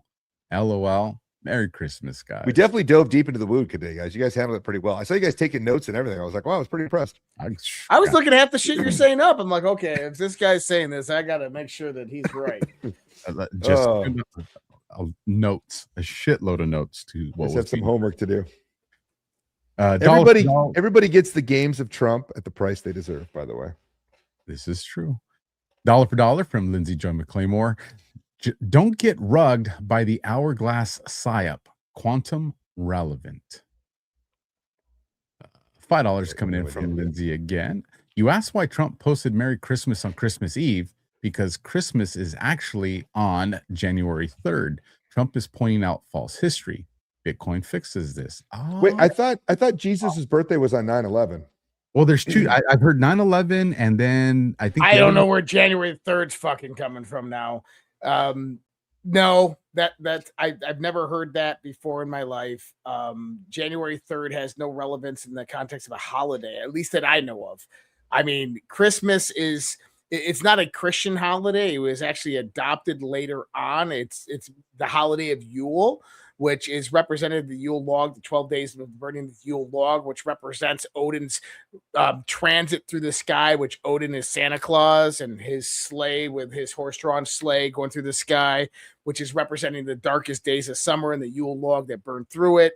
And this culminates on December 25th when the darkest days of winter. Someone's at my front door. Anyways, I've done massive podcasts on the history of Christmas before, but at least my thoughts is I've never heard of 1/3 being actual Christmas. If you want to talk about Jesus's birth, it's probably going to be sometime in April or March. It's going to be the springtime, and we can actually tell that by the astronomical alignment of the Magi following the stars in the sky, which was Venus in the morning, and so that only happens during the springtime. There you go. $1 for dollar. ZBM, look up Trey Smith of Dog in a Nutshell and look up George Washington Prophecy Dream. It's definitely interesting, and he does a good job deep diving this stuff. Merry Christmas, y'all. Thanks, ZBM. I'm gonna go check that out. That's caught my curiosity. And then at the last minute, $5 coming in from I'm One Grateful. I sent a letter to the IRS 7 years ago asking if I was a taxpayer, not having any trade or biz with the United States. Got letter back. No, I am not. Voluntary is first word on the top of W-4. And I have heard a lot about that voluntary part. There's a lady that goes, and she used to work for the IRS. And there was, I have to find the video, but somebody had offered a reward to prove, that you had to legally be a part of that system. And in her course of going to find this reward, because she was like, hell yeah, I work here, I'm gonna get this easy. She came to the final conclusion that, holy shit, this is a voluntary system. Oh yeah, there's a whole movie, Aaron Russo and Ron Paul. I mean, that's how this whole movement, for me at least, started. Well, with that, gentlemen, your final words, and then I got a cool little video on the way out that we can play.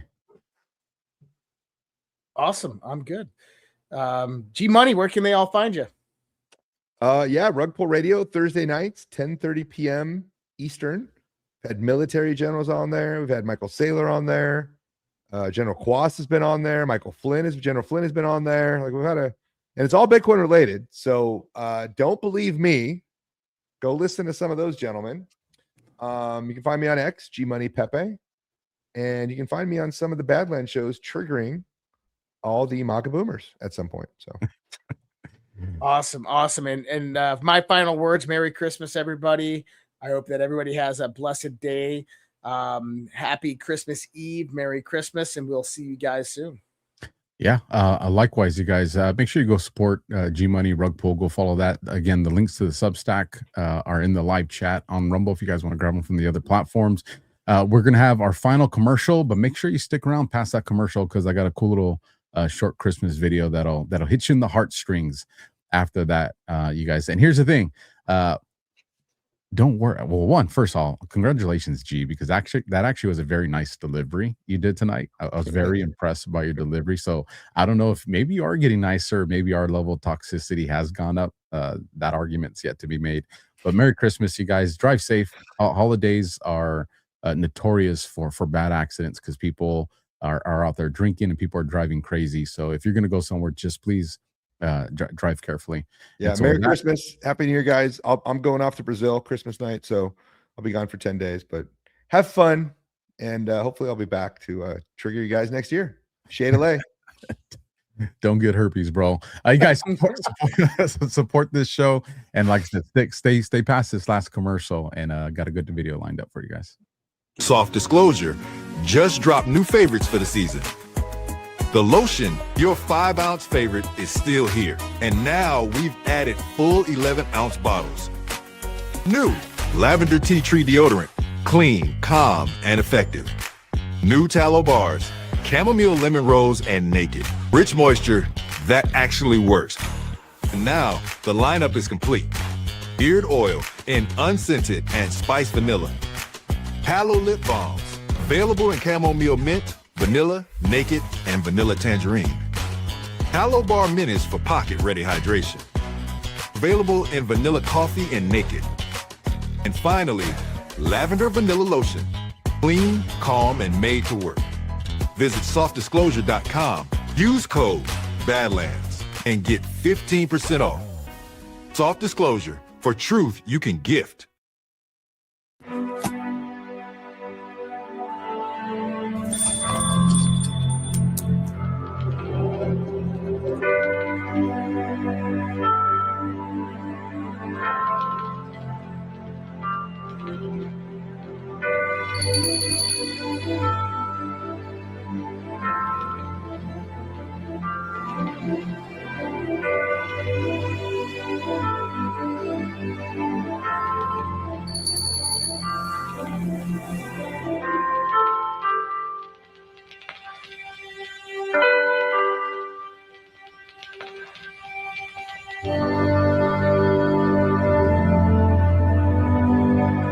Dear Grandpa, just in case you forgot, I'm writing to remind you about the bicycle. You said you'll be coming for Christmas this year. I hope that your trip to heaven is going well. Love, Tommy.